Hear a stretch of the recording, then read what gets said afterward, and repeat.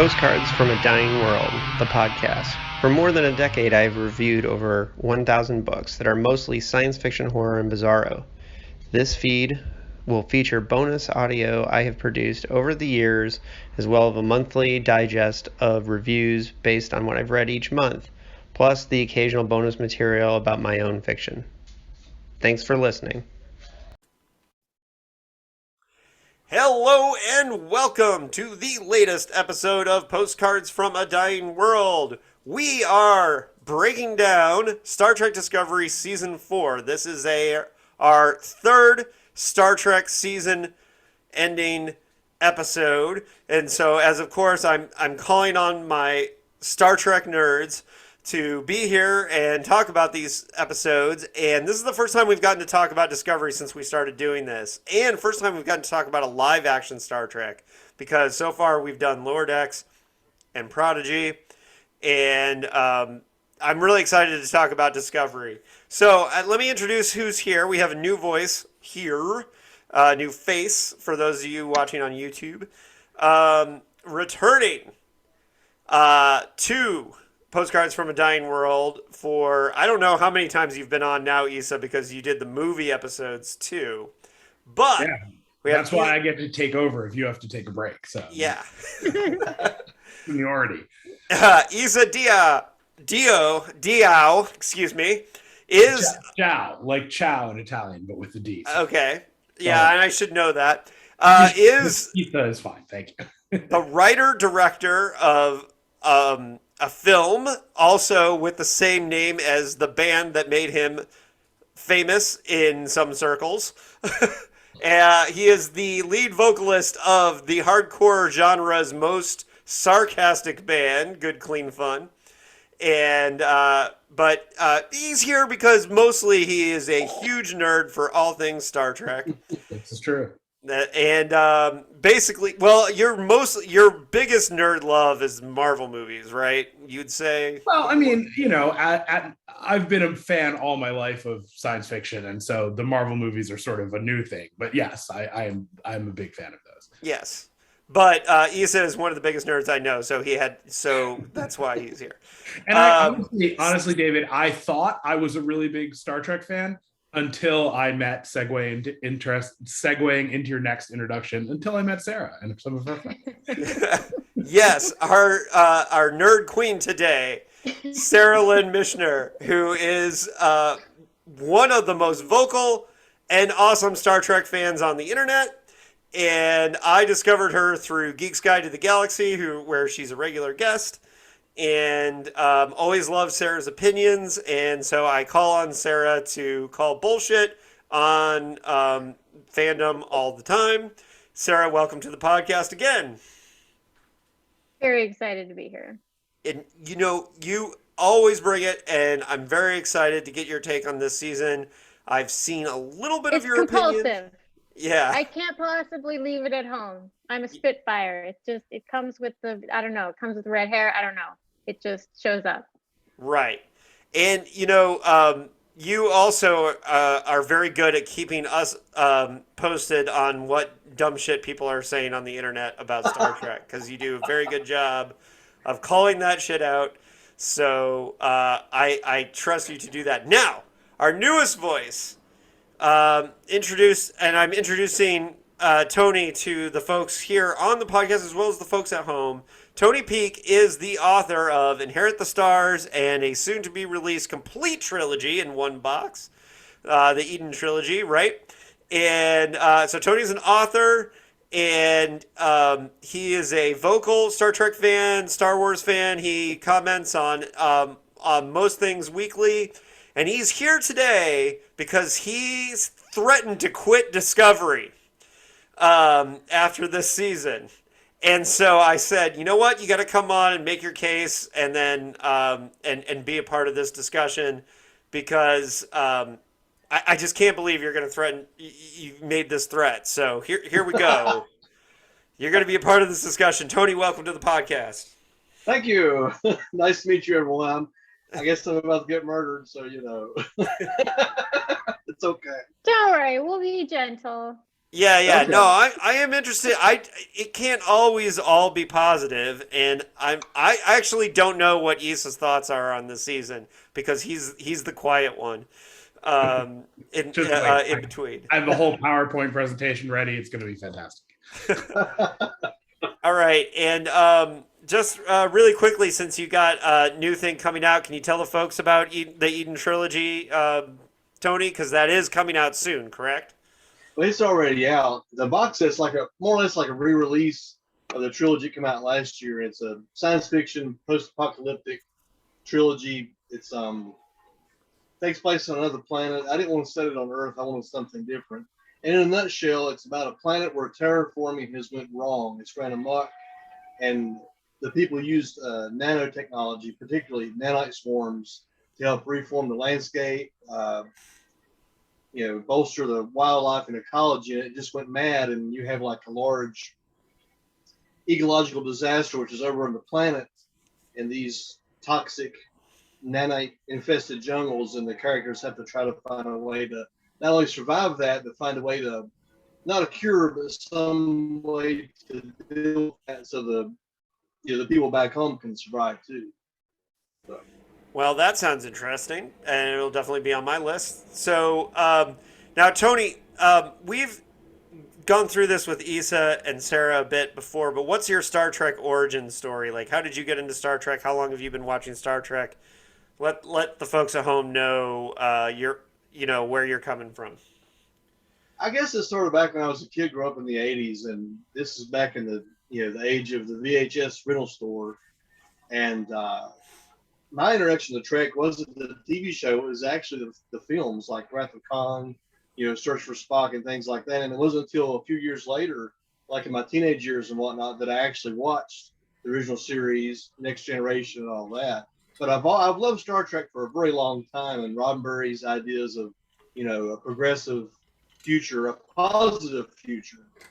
I've always admired it for that. And Star Trek is slightly more cerebral than something like Star Wars. It's usually at its best, it's more about problem solving than just killing the villain and everything's happy after that. So it's more complex science fiction in comparison to something like that. All right. Well, I understand already why Tony doesn't like Discovery and has threatened to quit it. I understand already why Tony thinks he doesn't like Discovery. Hey, we're gonna get there. No, I want everyone's general feeling, starting with Issa on, because I think Discovery got a hard reboot after season 2, and personally, season 2 was my favorite of the 4 seasons.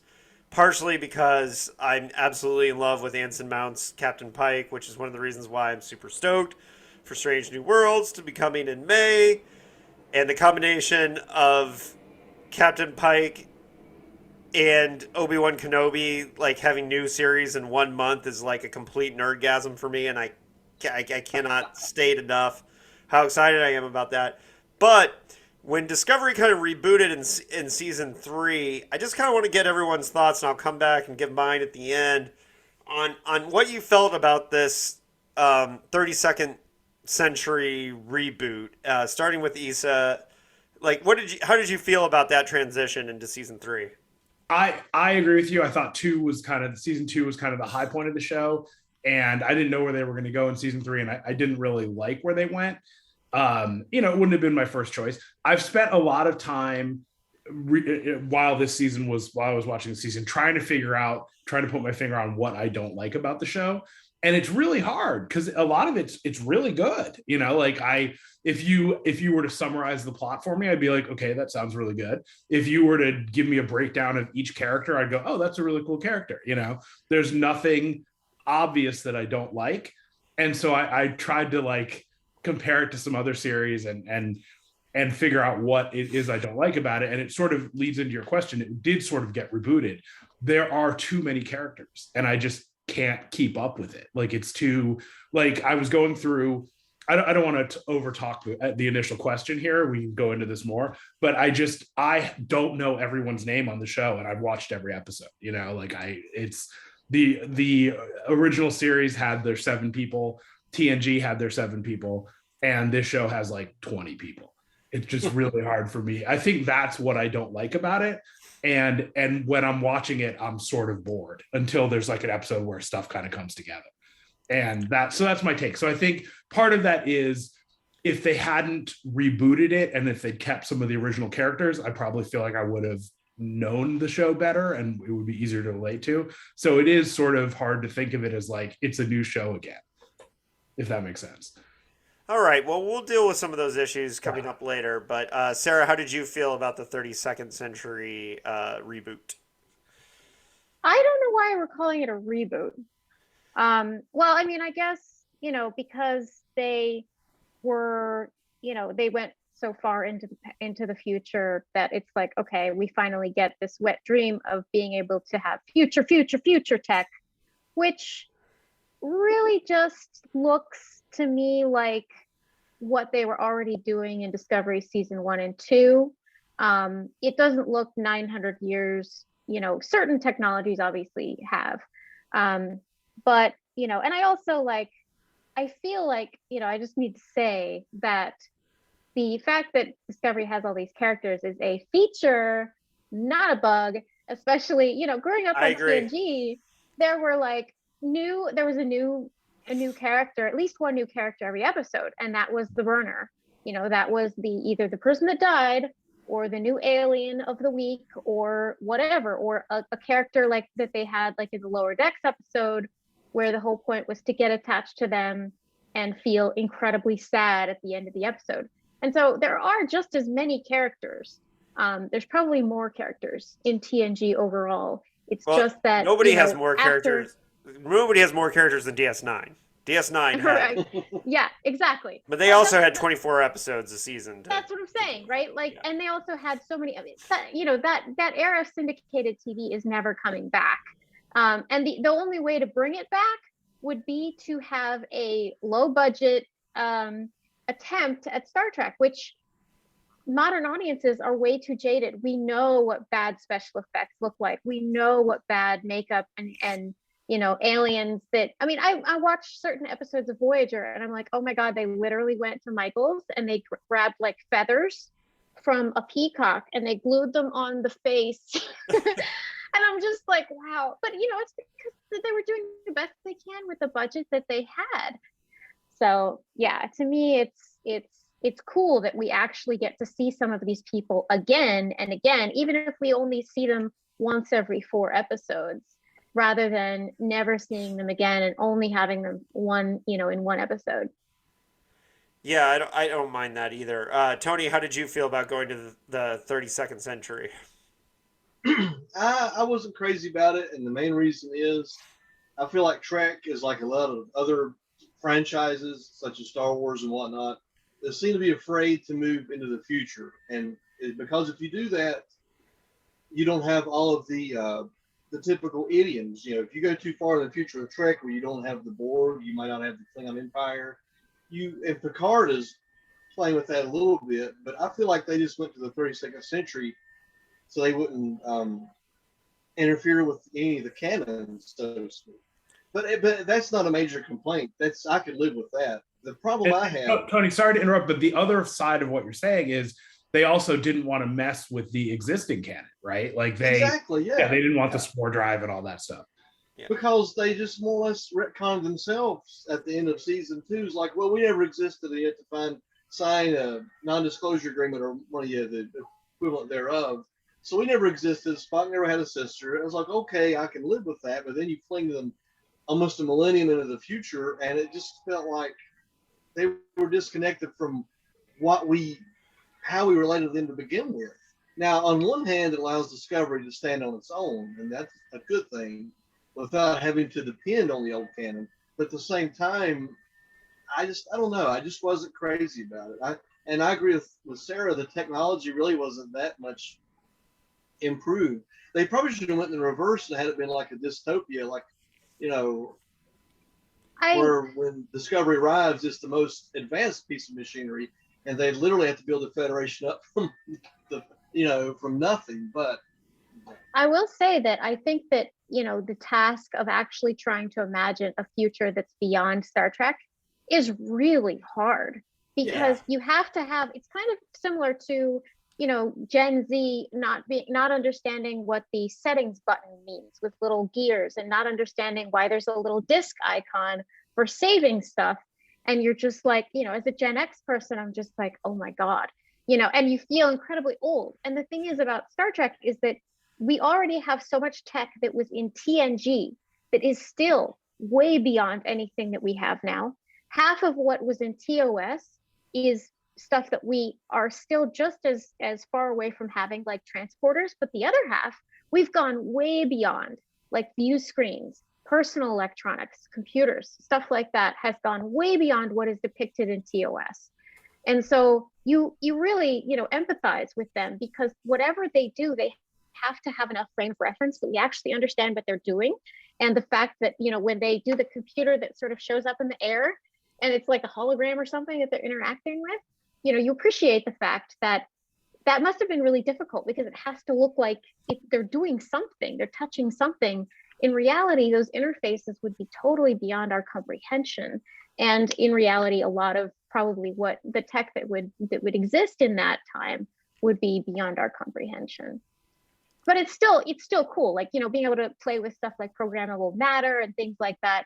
And that's kind of the fun of Star Trek. Like, what I loved about transparent aluminum, which is a thing now, in Star Trek 4. So I think the thing about programmable matter that bothered me the most, and I think it's really a cool technology, it's a good idea, is that they wouldn't call it programmable matter anymore. You know what I mean? It's like, how like at first everything was like electronic this, like let me use my electronic calculator, or, those words drop off eventually and you just call it a calculator or whatever. So I thought that was kind of funny. But good point on the tech. It is hard to imagine 900 years from now. And what always cracks me up about the old series, both TNG and actually all of them, is that they didn't predict like telepresence, so it's like, I've got to show you something in engineering, come down here, and someone has to actually like take the turbo lift down to engineering to see something.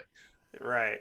Well, I will say that in the very last episode, the fact that Tarka referred to Book's ship as "Where's the presto changeo button" made me very happy. That he actually just said, "Where's your presto changeo button?"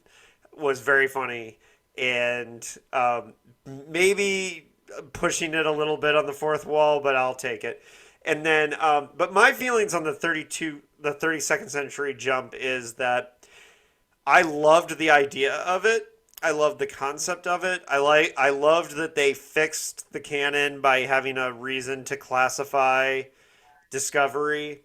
I thought that was smart writing. And keep in mind, what's happening with that is that you had Brian Fuller creating Discovery, then basically walking away, and a whole bunch of new people taking over the show that are like, maybe I didn't want to do the show that Brian Fuller wanted to do.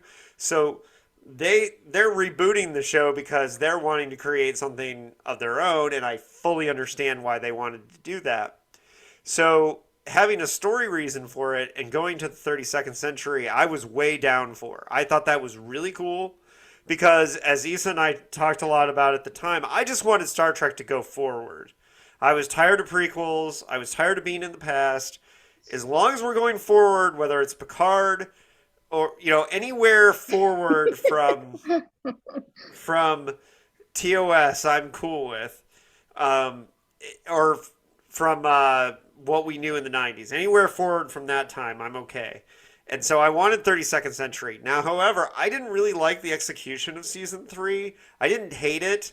I'm not like angry on the internet about it, but my problem with it is it happened way too fast. I thought instead of having the solution to the burn be the end of the season, how about the entire season be trying to find the Federation? How about taking 6 episodes where you cut back and forth between Book and Burnham, having their love story happen on their own, and have an actual like struggle for them to find each other that takes place over time, and that would give you a perfect example, a perfect way to introduce you to all the non-Burnham characters, right? So all these characters that Issa's struggling to know their names, if they had 6 episodes where we have a Burnham episode, episode 1, we have a Discovery episode, or episode 2, then a Burnham episode, then a Discovery episode, and it takes them a while to find each other, to me that would have been better storytelling.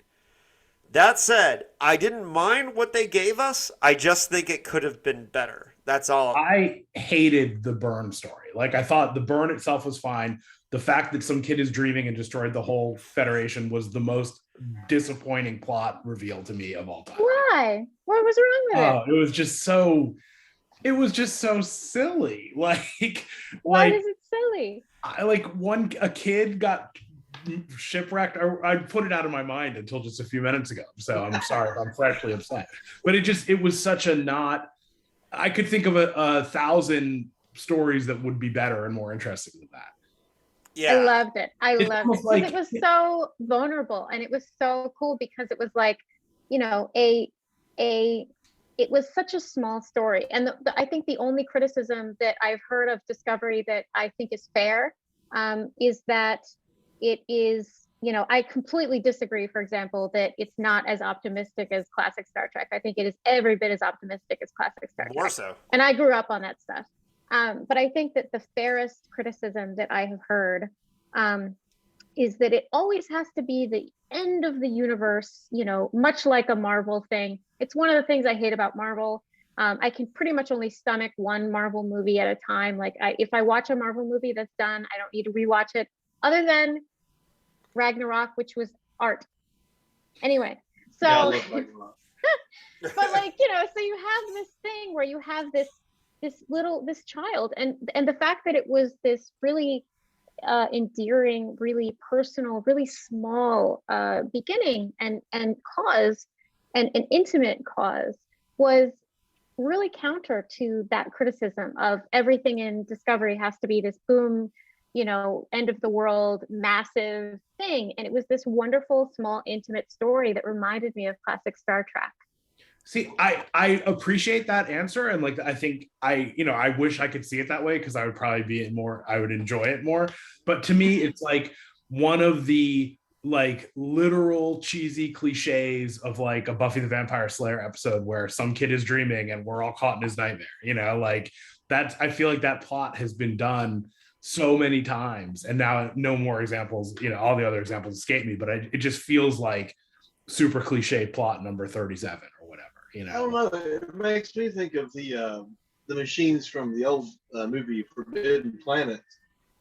The monster of the id, and in this case, the child was able to affect, you know, I guess the entire galaxy. I'm kind of on the fence about it. The reveal was like, but at the same time, the psychological aspect of that and having that be the solution to the problem instead of some big fancy sci-fi space shootout, you know, it was much more satisfying to me instead of having it be a villain. You know, that's what I like about season 4 too. It wasn't malevolence. It was just something that happened, and they came across it, and it was, you know, typical Trek fashion. You know, use problem solving, empathy, logic, reason, or knowledge to overcome that. So I kind of like that, actually. Okay, but I guess I'm going to throw out one fan fiction idea, right? What if some Federation experiment or something had caused the burn, and everybody knew that's what happened, and that's a reason why everyone hates the Federation and makes it that much harder to bring the Federation? See, that's what I thought was happening, and I actually, and I wanted it, and I'll tell you why I'm with Issa on this. I was fine with the ending that they had, so don't get too mad at me, Sarah. But I was fine with the ending, but I just think it could have been better if, you know, just from, I know from a Roddenberry perspective, what if the Federation made a mistake? Because we have, you know, American exceptionalism is a big problem where people don't think America can make mistakes. And I've been seeing this recently with, you know, when I made the comment that if American invasions of other countries were covered like Russia's invasion of Ukraine, how different would that be, right? Exactly. And so it would be, I agree with Issa that a better story for the message would have been if the Federation actually caused its own temporary demise by overextending itself. And that's what I thought it was going to be doing. I thought it was going to be a climate change message of like, we fucked up the subspace lanes for almost forever because we tried to push transwarp too far or whatever. And that's what I was expecting. And now it doesn't mean, and I was actually pleasantly surprised that it was something that I didn't predict, partially because it was so left field. But at the same time, I did have the bit like, really, that's it? That's it? That 200 years of the Federation falling apart and Earth being separated, and it's like some kid had a nightmare. Like, See, that is exactly what my reaction would have been if it had been the Federation's fault, because it's like, we've already done this. We did this in TNG, when they realized that going past a certain warp was damaging. That was a cool episode, and I liked that. And I like it when, contrary to what a lot of people, I like when the Federation is at fault, either because there's an evil admiral, or whatever, because I think it's important to recognize that within any sort of utopian situation, you're going to have outsiders. You're going to have people who try to muck up the works constantly. And so I think that, I feel like it's something that I've seen enough where if I saw that again, I would be disappointed. right. And I get that, but, so I don't think that there's a right or wrong answer Yeah, for sure. to that. Now, I'm sorry, I'm pulling up the season on IMDb so I can start getting into this. So let's talk about season 4. We talked about season 3 now, and we can cast judgment on the bird all day, but we're past that now. We've moved on to season 4. We're rebuilding the Federation, and my personal feeling was that it did happen too quick, and I would like to see Discovery. Obviously, a lot of people feel this way. I'd like to see Discovery move away from the Marvel model and have enough. Because to me, part of the problem is that we don't need to have a universe-ending thing happen every time. When rebuilding the Federation is enough to build a whole season on, right? Like, you could do a whole season about, like, I would argue you could build the whole series on that, and the final Exactly. episode of season 7 or 9 or whatever could be the Federation having their big "we're back," yeah. And Stacey Abrams could have been there then, right? I don't know if they would have wanted to wait, but anyways, now that being said, look, I can nitpick what Discovery's doing, but I'm just happy to. I should be clear that I'm just happy to have Star Trek every week, and I don't need Star Trek to be perfect. I suffered through the first 2 seasons of Next Gen, which I still think are the worst Star Trek ever made. And Season 2 has some good episodes. yeah, I'm serious. There are episodes of the first 2 seasons of TNG that are way cornier than anything in TOS, even season 3 of TOS. And I agree. And the fact that show got good is a miracle. And it got great, So, and I'll take that Star Trek. But, so anyways, season 4 opened with the Kobayashi Maru episode. Now, I know you guys have been saying, we've all been talking about how all the episodes kind of blend together. And I'm not going to go through every episode by episode. But I do think that this first episode where basically Burnham's kind of dealing with the whole kind of the idea of the no-win scenario and that kind of thing was cool fan service. But the most important thing that really kind of happened in that first episode is that the president of the Federation was introduced. And it's no little thing that the president of the Federation is half Cardassian, half Bajoran. This was a in Trek lore, that's a big deal. And I love that it wasn't like they didn't spend any time saying like, "Hey, did you notice she's half Bajoran, she's half Cardassian?" Yeah, that was so cool. Yeah. So let's talk about like the introduction of the president, as like how everybody felt about that. Now, I do want to say that the actress who played the president, her name is Casey. Oh, It's Sheila Horsdale. Yeah, I don't know how to pronounce it. Yeah. Now, I know her from Man in the High Castle because she played John Smith's wife on Man in the High Castle, and her performance in the last 2 seasons of that show, her performance in the last 2 seasons of that show is incredible.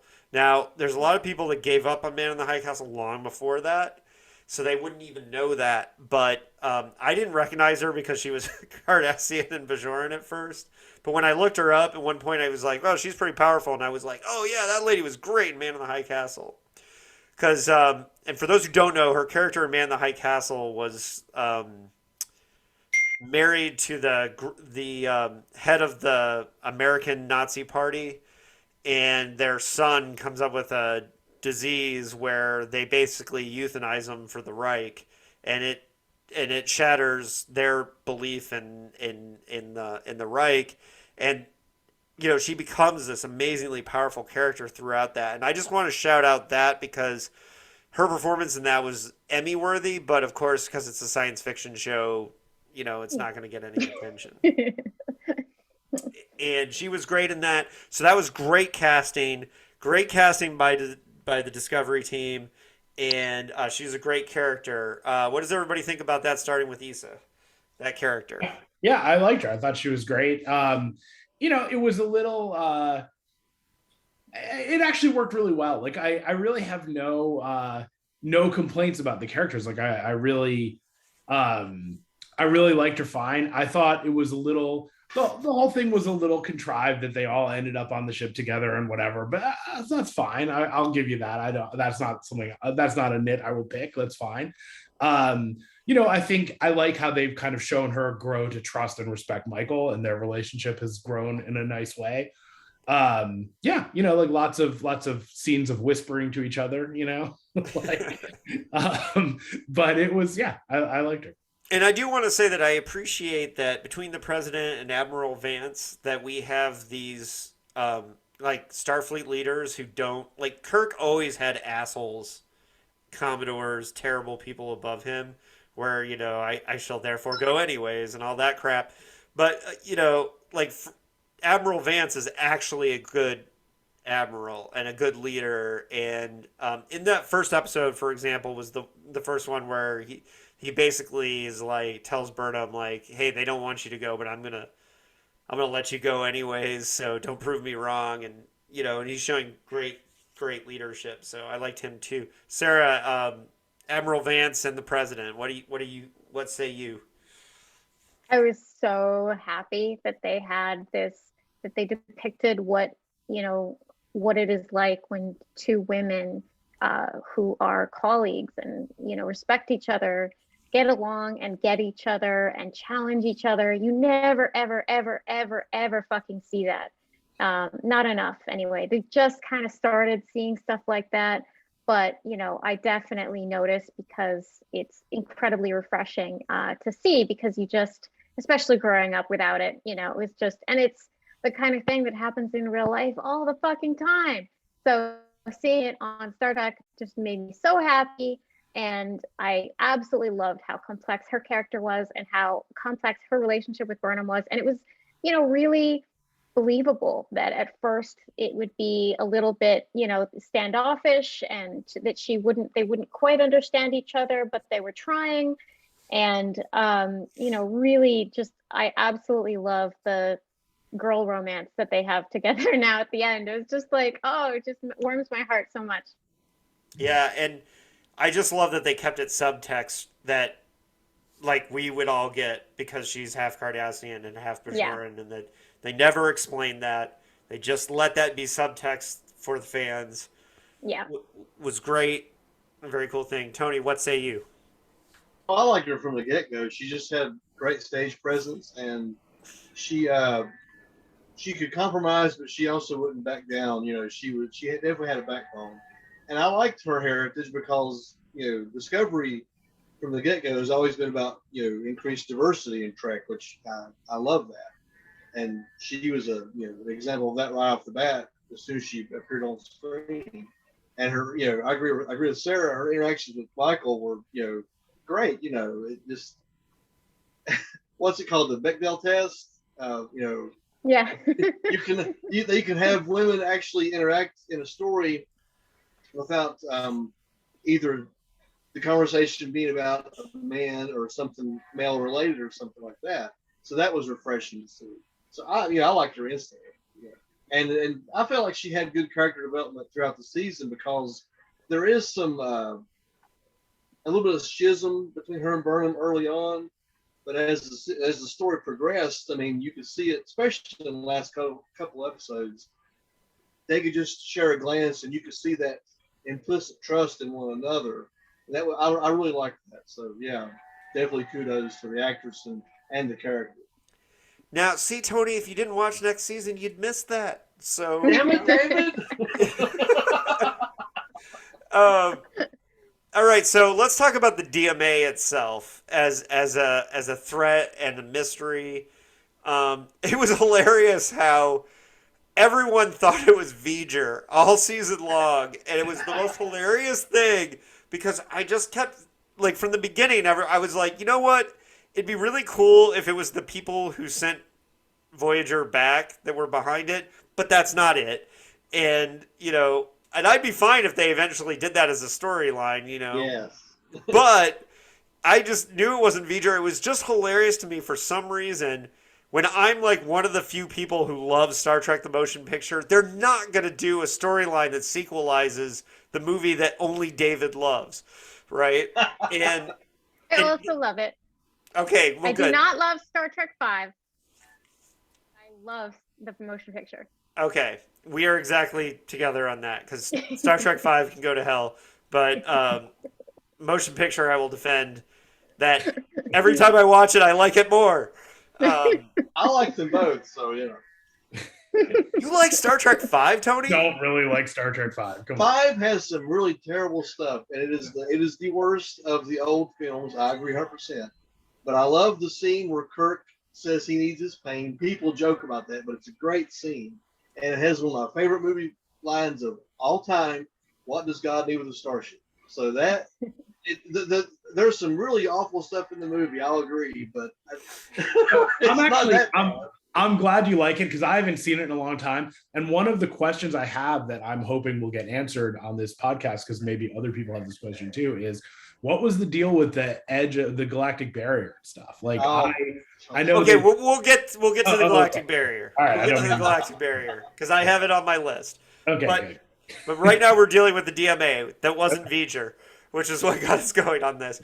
So as far as the DMA goes, I kind of obviously we know now what the answer to the mystery is, but coming from a perspective of the first couple episodes of not knowing what it was, one thing I really liked is that, and I think about Stamets as a character, he didn't have much to do in this season, but his fear at like trying to understand the DMA in the early episodes was very subtle and great. And Anthony Rapp deserves a lot of credit for showing, like, without like coming out and saying I'm scared, but just like the way he was, like the way he acted, like trying to understand it. And I know there was like and see, you probably forgot about this because it was so long ago because I didn't remember until this moment. But they had the whole episode where he went to Navarre, and he and Book had their kind of moment, and it was really the most he had to do. And I really loved this, like that whole scene where they were like gonna meditate, and he's like, "What are you doing? We got to do math," and they're like, we are, right? I loved that. That was a great episode or a great moment for Stamets. But I thought the early days of the DMA, it was a good mystery, and to me, it was a better mystery than the Burn for sure. But I don't know if anybody else has any thoughts on the DMA as a mystery. I sort of just found the DMA to be just very generic. I didn't really have, I guess. I was watching most of those episodes and my main thought was just kind of on board. Like I liked when they were actively investigating it and learning stuff about it, but it just seemed, I don't know. It seemed it's like, I know I watched it not that long ago, but it's already all blurred together in my mind, but it was like not a lot happened and we slowly learned a little bit more about it. And it just seemed it just seemed a little clunky, like the whole So, process of learning about it and stuff. so Issa, you didn't watch week to week. You binged it here towards the end, right? I watch my plan with all week by week shows, which I think is archaic and they shouldn't do anymore, is I try to time them so I can watch about one episode every day or two, and then be live for the finale to minimize spoilers. So that's what I did with this. But there was Okay, this I disagree. I loved week to week. There was this like 2-month break or whatever also in this one. So I watched the first half and then I watched the second half after the break. So I like week to week myself, but yeah, I just, maybe this is a theme for me where I just can't keep track of all the different shows or whatever. Like if I watch it week to week, I've completely forgotten what happened the previous week by the next week. So Sarah, your thoughts on the DMA as a mystery? I was fine with it. I didn't love it, but it's a problem. So I don't know whether a love response would have been appropriate. Like, it was definitely very affecting for me that they went after Book's home planet, because that is sort of the beautiful planet that you meet first in season 3. And it, is genuinely like this really enchanting, magical place. It's one of those planets that makes you think, oh, I wish that were real so I could go there. And that is part of obviously what it was about Star Trek that made me as a child so enchanted with, the idea of going to a place that's just completely alien. And so it was really sad and very, very affecting that they, like, I cried like a baby. When they did that to Book. And, I also sort of feel like because Book and Burnham were kind of the main characters, it's important that, Book is the one who gets to suffer this episode, not Burnham, because I do also feel like there is something to, the idea that Burnham suffered a little bit too much. Like, she's the main character, so she obviously is going to be going through the stuff that Picard went through. Picard was tortured, and then the next week he just was fine and he went back to his default character and we never saw. Oh, come on. Wait a minute. Oh, he's still seeing 4 lights. Let me tell you. Picard, I feel every now and then, but it's one of the criticisms that I had with TNG is you felt, especially growing up with it as a child, you felt like between a week's episode, you had no idea how much time passed, and there was the sense that a lot more time than a week passed, because the characters rarely talked about whatever happened the last episode.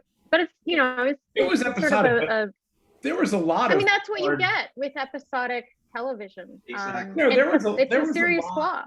There was a lot of Picard dealing with the aftermath of the Borg stuff and of the, Well, there was the episode with his brother, but that's about it. They had like one episode where he like in the Inner Light, that would have completely changed him.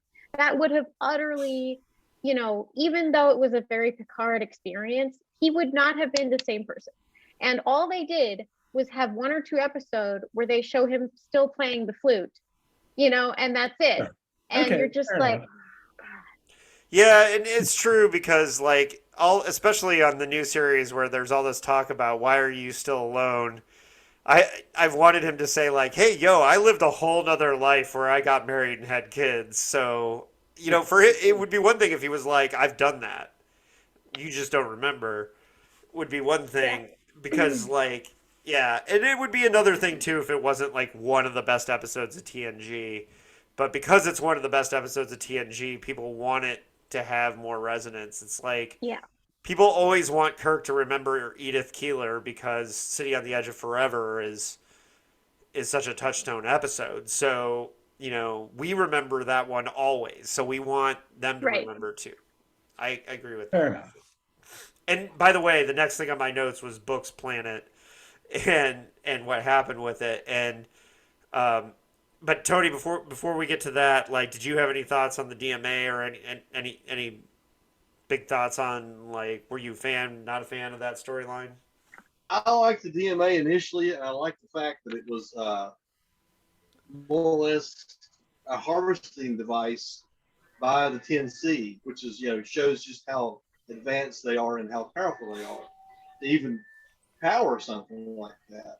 One thing I did not like about it there's a lot of urgency to fix that problem in the show, but then there's not. It felt the urgency felt forced, and the urgency really comes from Book for obvious reasons, Tarka for obvious reasons, and Burnham. It just I don't know. It didn't. I felt like if you had something that dangerous, why didn't you already have some evacuations taking place and things like that? It could have been background stuff going on to show reactions to that, because the only real reactions you get is the people on the bridge. I never got the sense of how does this new federation, how does this civilization react to that? I mean, geez, it just wiped out an entire planet, but you only get a small slice. And I understand it's it's within the limits of the show, but I would have liked to see more of that. Well, and it should be clear, I think this kind of got swept under the rug, but for Book's planet, they weren't a Federation planet. So the idea that Book goes to that,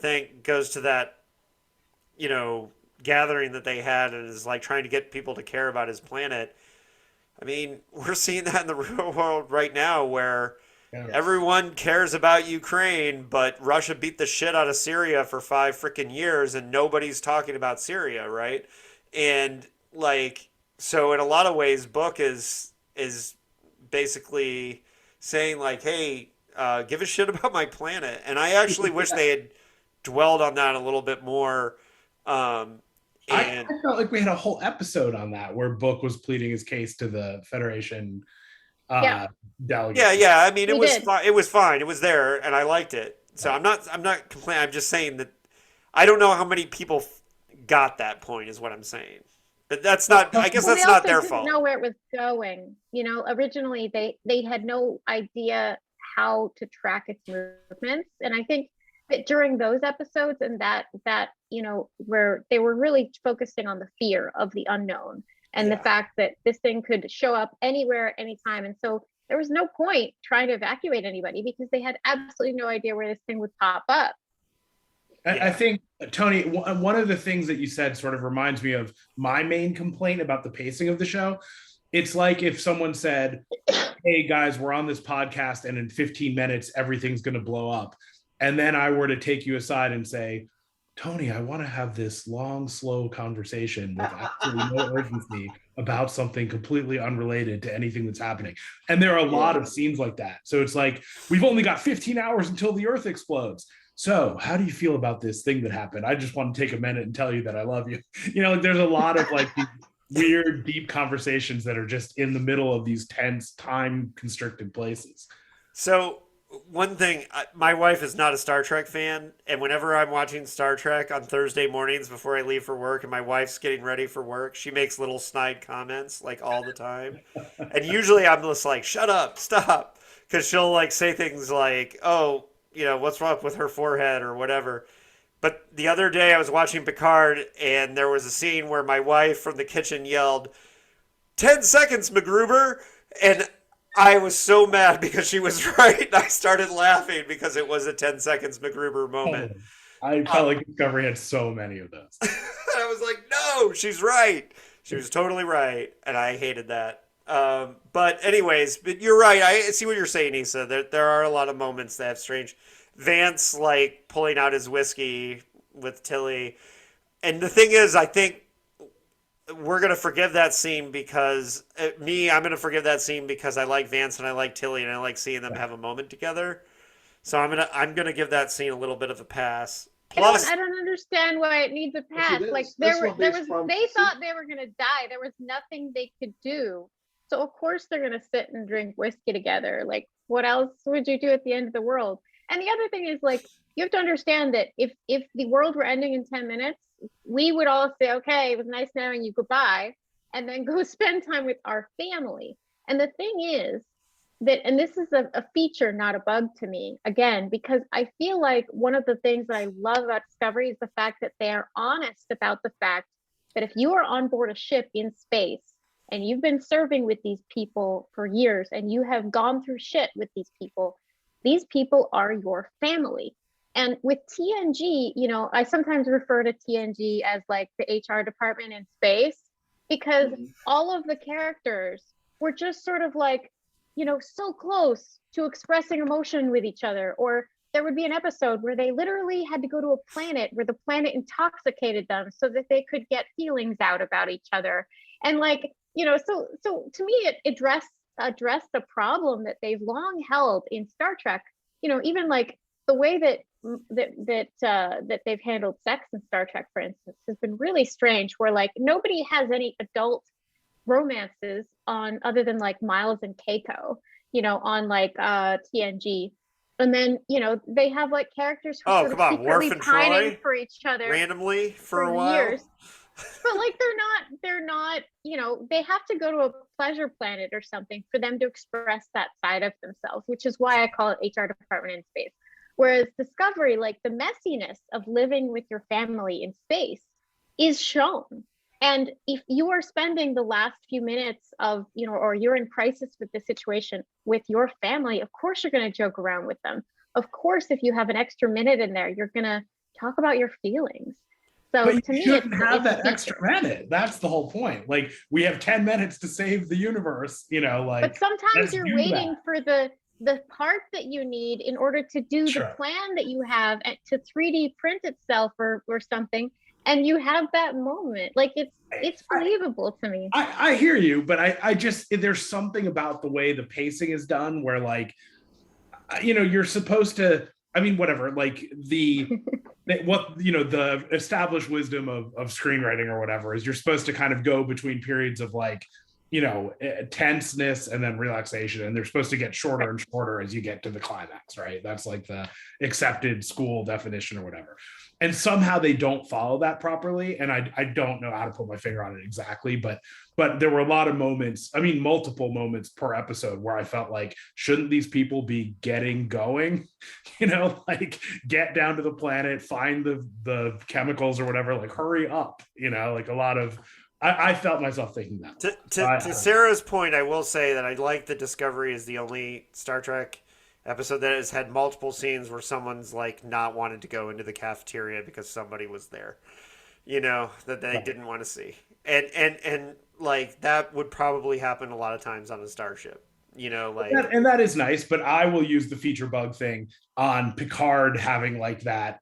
I'm the captain. I have to maintain my relationship. I have to maintain my distance from the crew. Like, one of the poker games and stuff, which made the poker game in the last episode so much more meaningful, right? Exactly.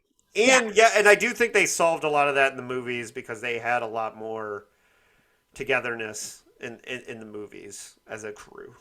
And okay, so one episode that we may have forgotten about: Burnham's mother returning and the Romulan murder nuns getting an episode. And I like the Romulan murder nuns. I think they should have been kind of more of a Star Trek thing, but I thought it was, they obviously had Burnham's mom be involved with that sect just so they could. It was like Discovery was like, we want to have Romulan murder nuns too, and but I did like that episode because the one thing I liked about that episode is that there's a lot of times on Discovery where they haven't had consequences for people, and Book got off easy, obviously at the end of the season, but I did like that Burnham was basically telling her mom, like, I know you care about this person, but they killed a Starfleet officer, and I'm going to deal with this, and I'm going to take care of this, and so I did like that episode. I don't necessarily need a comment from everybody if nobody has strong feelings on that episode, but I just wanted to mention that episode as one that, well, not being perfect and having like a little bit of kind of like logic flaws, I still liked. I had no problem with the episode. I do like an excuse to have the murder nuns in the show. Like, I think they're a great thing in the universe. I wish it wasn't Michael's mom. It just seems too... I've been flung into the future, and luckily my mom has also been flung into the future too, and it just seems a little whatever, but it's fine. I will not actually complain about that, even though I just did. What it does is highlight the problems I have with the rest of the season, which is a total lack of consequences for other characters. The murder nun is held responsible for her actions, rightfully so, and Burnham's on board with that, but later on in the season with certain characters such as Book, and Ndoye, they literally get a slap on the wrist, if even that. And I just, that really bothered me a great deal. Nothing could be more Star Trek than that, though. I mean, that happened to Kirk all the time in the original movies. All the fucking time. Kirk should absolutely have not been like, oh yeah, you stole a starship, but then you saved the world, so it's fine. But they took his admiralty that he never wanted. Yeah. Which they knew about. But also, I mean, you have to understand that the thing about the consequences is that this is a humanist environment, and that means that we are talking about a different way of viewing crime and punishment, and all punishments are going to be punishments. They're going to be, hey, community service. We talk about how the great thing about the Federation and about the Star Trek universe is that they're wonderful progressive values, and one of the progressive values is prison abolishment, is hey, we need to start treating these people like they need help. And that is true of all of these characters. So I don't think that Book, I think it was frankly a perfect punishment for him that he lost his freedom, because he's such a free person. Like, he loves having his ship and he loves being able to go where he wants. And so it was sort of like the perfect way to punish this specific character. But I haven't found in general that there has been any characters that have gotten off easy, unless you suddenly want the Federation to be a penal colony. No, but Ndoye is a general, and she, disobeyed orders and did what she did. I just can't believe that she would remain part of that power structure afterwards. At the very least, she would be demoted, or someone else would fill that position. No, I don't want to see a good job though, because she went on the suicide mission. She went on the suicide mission, so you have. But and I personally think her character should have sacrificed herself and died. Yeah, I thought so too. And I think it would have been a cooler arc for her. I know people want the actress back because they liked her, but I think it would have been a cool thing for her character to give up her life for that. Now, when I say the lack of consequences for Book, I agree with you, Sarah. I think his punishment from the Federation is fine. What I'm talking about is I saw somebody posted on Twitter, and I don't remember who, but they were saying, I was watching Discovery, and they said, my wife looked at me and said, if I was captain of a starship and you did to me what Book did to Burnham, you're never coming home. You're never fucking coming home. I want to defend Book here, because his planet was destroyed, and he thought he was doing what he had to do to save other people from doing that. And he's, they even have a line, someone, I forget who said it might have been Michael, something about how punishment is about intent or whatever, and he was doing what he thought was the right thing. And you can't look at that and say he was wrong. He was wrong, but he had every reason to believe he was not wrong. She was captain, and he was hiding on her ship. He would. Yeah, I don't know. Well, I think they, again, his whole planet had just been destroyed by these people, right? Like, I think it's a different. It's not hard to imagine that the Federation would be compassionate for one of the only survivors of this planet who lost his entire world. Like, literally, it's really not hard to imagine that they would be compassionate about that. And certainly Michael absolutely knows him and loves him and understands exactly what he's going through. So yeah, even our justice system today recognizes the difference between you randomly murdering someone and murdering someone who's killed your child or something, right? You're not going to get the same sentence. It's not the same situation. So yeah, and he probably got a lot of credit for the fact that he recognized what was going on, at the 11th hour and had regret and tried to stop Tarka. Really quickly, can I just say that my favorite thing in this whole season, and I thought it was so good, was Detmer's character development the whole time, and the scene where where she volunteers to pilot the suicide mission, and then the general does. That was so good. I really was so impressed. Yeah, Detmer's a good character, and the fact that they had her go from being terrified in season 3 to the whole thing with Adira. Yeah, that was really looking up to her was good. That was good storytelling from seeds Yeah. planted. And now I will say the episode that I thought was the weakest was the Galileo 7 remake with the cadets. Um, was to me one of the weaker episodes. It wasn't bad, like I was entertained enough, but It it's was like, pretty. It was pretty bad. yeah. There's rumors that um, that they're going to be doing a Starfleet Academy show with Vance and Tilly and those characters, and I'm not sure I'm sold on that, but I like Tilly as a character. I like Vance as a character. None of the cadets really, um, won me over. But at the same time, it's Star Trek, and if that's the Star Trek I'm getting in a week, I'm going to watch it.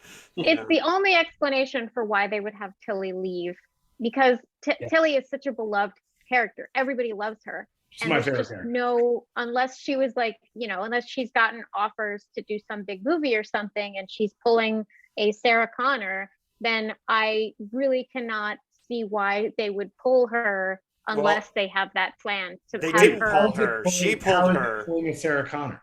No, actually, What? Mary Wiseman stepped back, and the sad thing is that she admitted in one of the interviews that I read that it was because of the body shaming she was taking, and that No. yeah, it's Oh absolutely my true. God, that makes me hate the toxic fans even more. Yeah, Those bastards.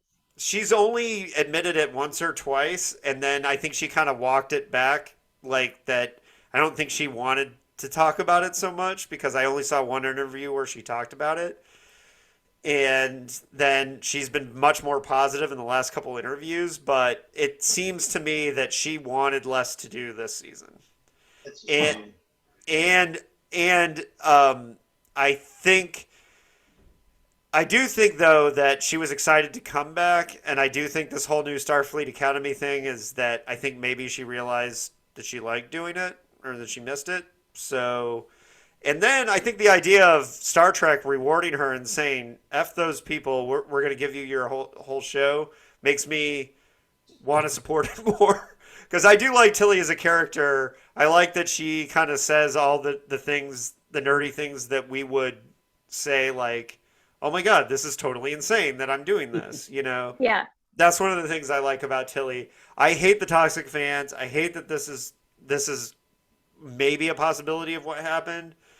And I don't know for sure, but these are the rumors that I was hearing. And Well, I'm hoping that it's because she gets her own show, because that would make me very happy. well, she was doing plays during this time, and she was being productive. And as far as I just want to put it out there, just me, myself, and my one voice that I can have, that Mary Wiseman is awesome. I love Tilly. She's a great character. Fuck the haters.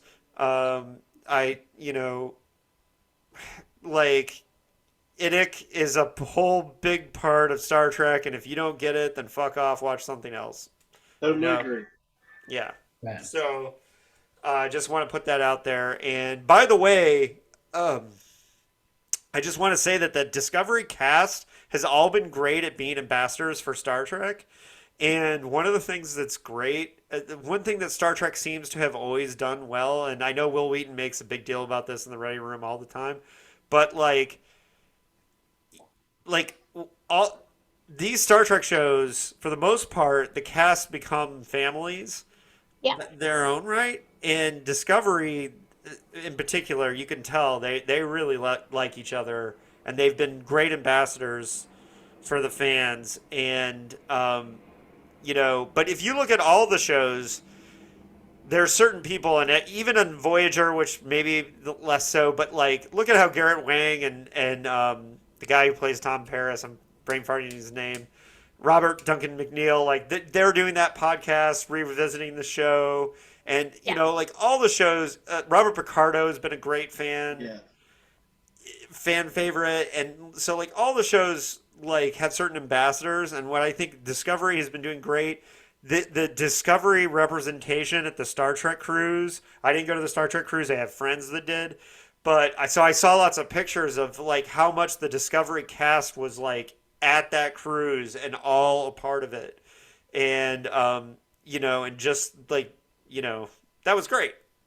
So, anyways, sorry, my internet just went crazy for a second. Speaking of that, there was an episode where everyone hid in the pattern buffer. And I actually really liked that episode. And I thought Burnham's moment with Zara, where she was piloting the ship alone. By the way, Jonathan Frakes directed that episode. Outside of the scene where they were all walking to the pattern buffer in slow motion, I don't know what Franks was doing there. But other than that, it was a really great episode. And I love that scene where Burnham potentially was going to go down with the ship. And so I thought that was a great thing. That was a great episode. I don't know if anybody has any comments on that one, but that was one up there. So, but I think we should talk about Zara, because that was a huge part of the season 2 was the whole trial for her sentience, and like what it means that that the ship in a Star Trek show is basically alive now. If we consider Data to be alive and have rights, like Discovery is getting really close to that as a ship, and Discovery had a moment with Zara saying, "I'm not taking you there. That is too dangerous." And that became a plot point, and I loved that episode. I thought that was a good updating on Measure of a Man and the classic one.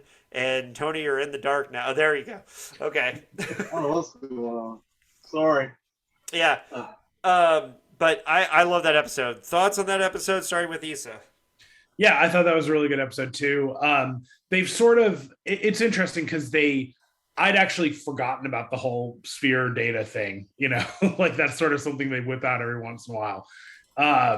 And it's kind of a cool, it's kind of cool. I think I'm curious to see where they go with this. It's interesting because the computer, they've sort of always talked to the computer, so it's a new interesting thing that now they've got the sentient computer, so we'll see where it goes. I wouldn't say they've done anything super interesting with it yet. I'm curious to see where it goes.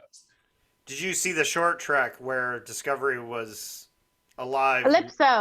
Calypso, yeah. I have not seen any of the short treks actually. Okay. Oh, those short treks are amazing. Okay, Oh I will watch them immediately. And Calypso is probably the best one, and it adds a serious wrinkle to the Zara storyline. So it does. I'm very curious where they're yeah. I Calypso feel like changes everything. that short trek came right after season 1, so they've been planning this for a long time. I have so much respect for that. And that makes me think that we're not going to get an answer to what happened in Calypso in the short trek until the final season of Discovery. I honestly believe. Yeah, me too. Yeah. Okay, well, clearly I am missing out on some stuff, and I'll have to catch up. You are. Yeah, and the short trek with Mudd is incredible too. Yes. Incredible. With Harry Mudd, yeah. Speaking of that Zara episode, that was one of the few really good episodes for Gray this season, and they kind of wrote Gray out of the show. Although I thought Gray was a fine character, I think it was too many characters, like you were saying, and so they wanted to kind of solve that story. So it's kind of funny that they gave her a Picard golem body, which is my least favorite thing about Picard season 1 is the golem body, but giving Gray a corporeal form. But I did think Gray had that great moment with Zara where she taught her the Trill game. Was a great moment, and it almost made up for the scene where Gray and Adira, which was my least favorite scene in the whole season, when they broke into the meeting that they had absolutely no right to be in, saying, "We want to represent Zara," and I get it what they were doing, but I did not like that scene. Because I was like, this is a very important meeting, and you're an ensign, and you're not even in the crew, and so there's a long history of that, though. I feel on Star Trek, Okay. Okay. I feel like we need placards that just say long history. I didn't say I was going to stop watching the show like some people, so I didn't. Young people are going to be impulsive. I find it very realistic. Yeah. Okay, there you go. They should have kept Gray around to help them negotiate with the 10C. And that was a missed opportunity because I felt like I don't know, just some of the trill abilities. It's like with Book and his Quajon empathy ability, which you see like what twice in the whole series that he's been in. I can't believe they didn't utilize that and have him be a medium of some sort to help them communicate with the TNC at the end. Now, if that had happened, that would have you know, made Book's actions a lot more defensible in my eyes. But it's like they gave him this ability and never let him use it at all, except for some little fancy special effect at the end. I just couldn't believe they did that. But remember, Book was on the we're gonna destroy the 10C bandwagon, and they did use the Vulcan president to telepathically communicate. Yeah, and I like that much better than the android in Picard suddenly knowing how to mind meld, which I know you've defended, Sarah, but that I had more of a problem with. But I did love the President of Navarre, and we'll get to the President of Navarre and Saru's like awesome. Definitely need to do a short track rom-com about them. Tony raises a really good point, though, that why wouldn't you bring a Betazoid along, or anyone else who could help you negotiate with the person you couldn't communicate with? That is a good point, Same reason why you can't just, bring the Eagles to Mordor. Like, we don't even know if there are any, like, this is one of those things where it's like, hey, how come because you have this thing in this other completely different context? It's like those people who think that you could have saved Tuvix because of Thomas Riker, as if you would just save a previous transporter accident just in case there's another transporter accident so that you can use it to fix the new like, that's not how this works. I understand. Fair enough. People who think Janeway was wrong about Tuvix, I do not understand. That is a debate in Star Trek that I don't understand. And like, people need to get off Janeway's shit on the Tuvix thing. She did the right thing. It's simple math. Period. But that's not really what I'm talking about either. What I'm talking about is the narrative structure. You introduce a character with an ability that's never used, it never has any use in the story whatsoever. So why even have it? That would have been an opportunity for them to use Book's ability in some way to contribute to the story.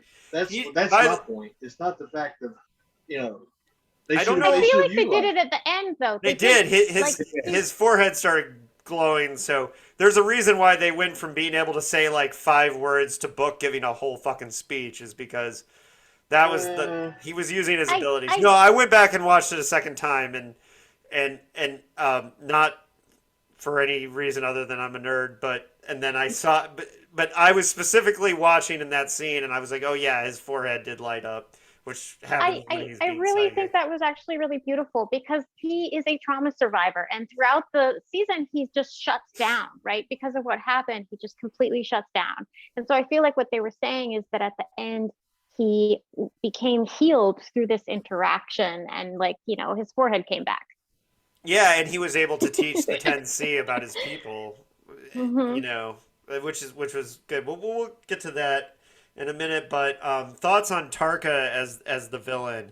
Yeah, I love that I feel like the casting, whoever is in charge of casting on Discovery, is amazing, but they also know that we've all seen The Expanse, and we've all seen the Man in the High Castle, and so they're like, oh gee, should we bring on an unknown, or should we bring on somebody who's already beloved in the science fiction world, so that the nerds will just get even more excited? And that's what they do.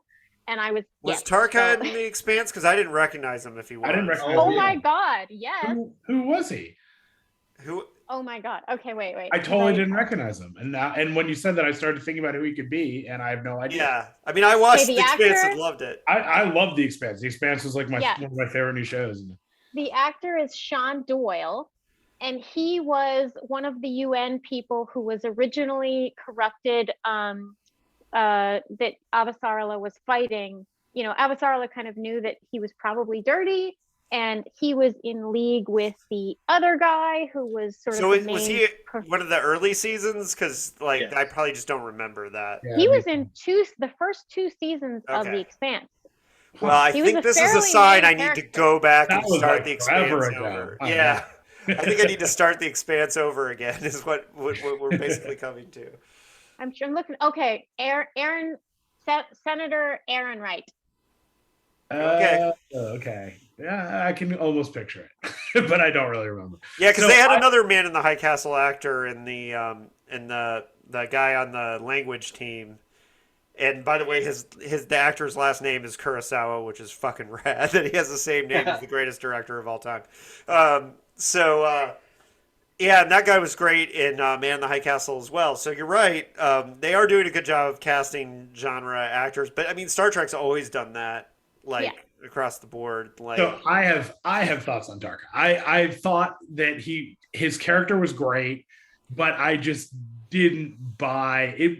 I was not sold on anything that happened with him. Pretty much, like I thought he was like the magical, smarter than everybody guy, which was weird because we've already got our magical, smarter than everybody guy in like Stamets and stuff. And it was cute when they met and they tried to out genius each other and stuff.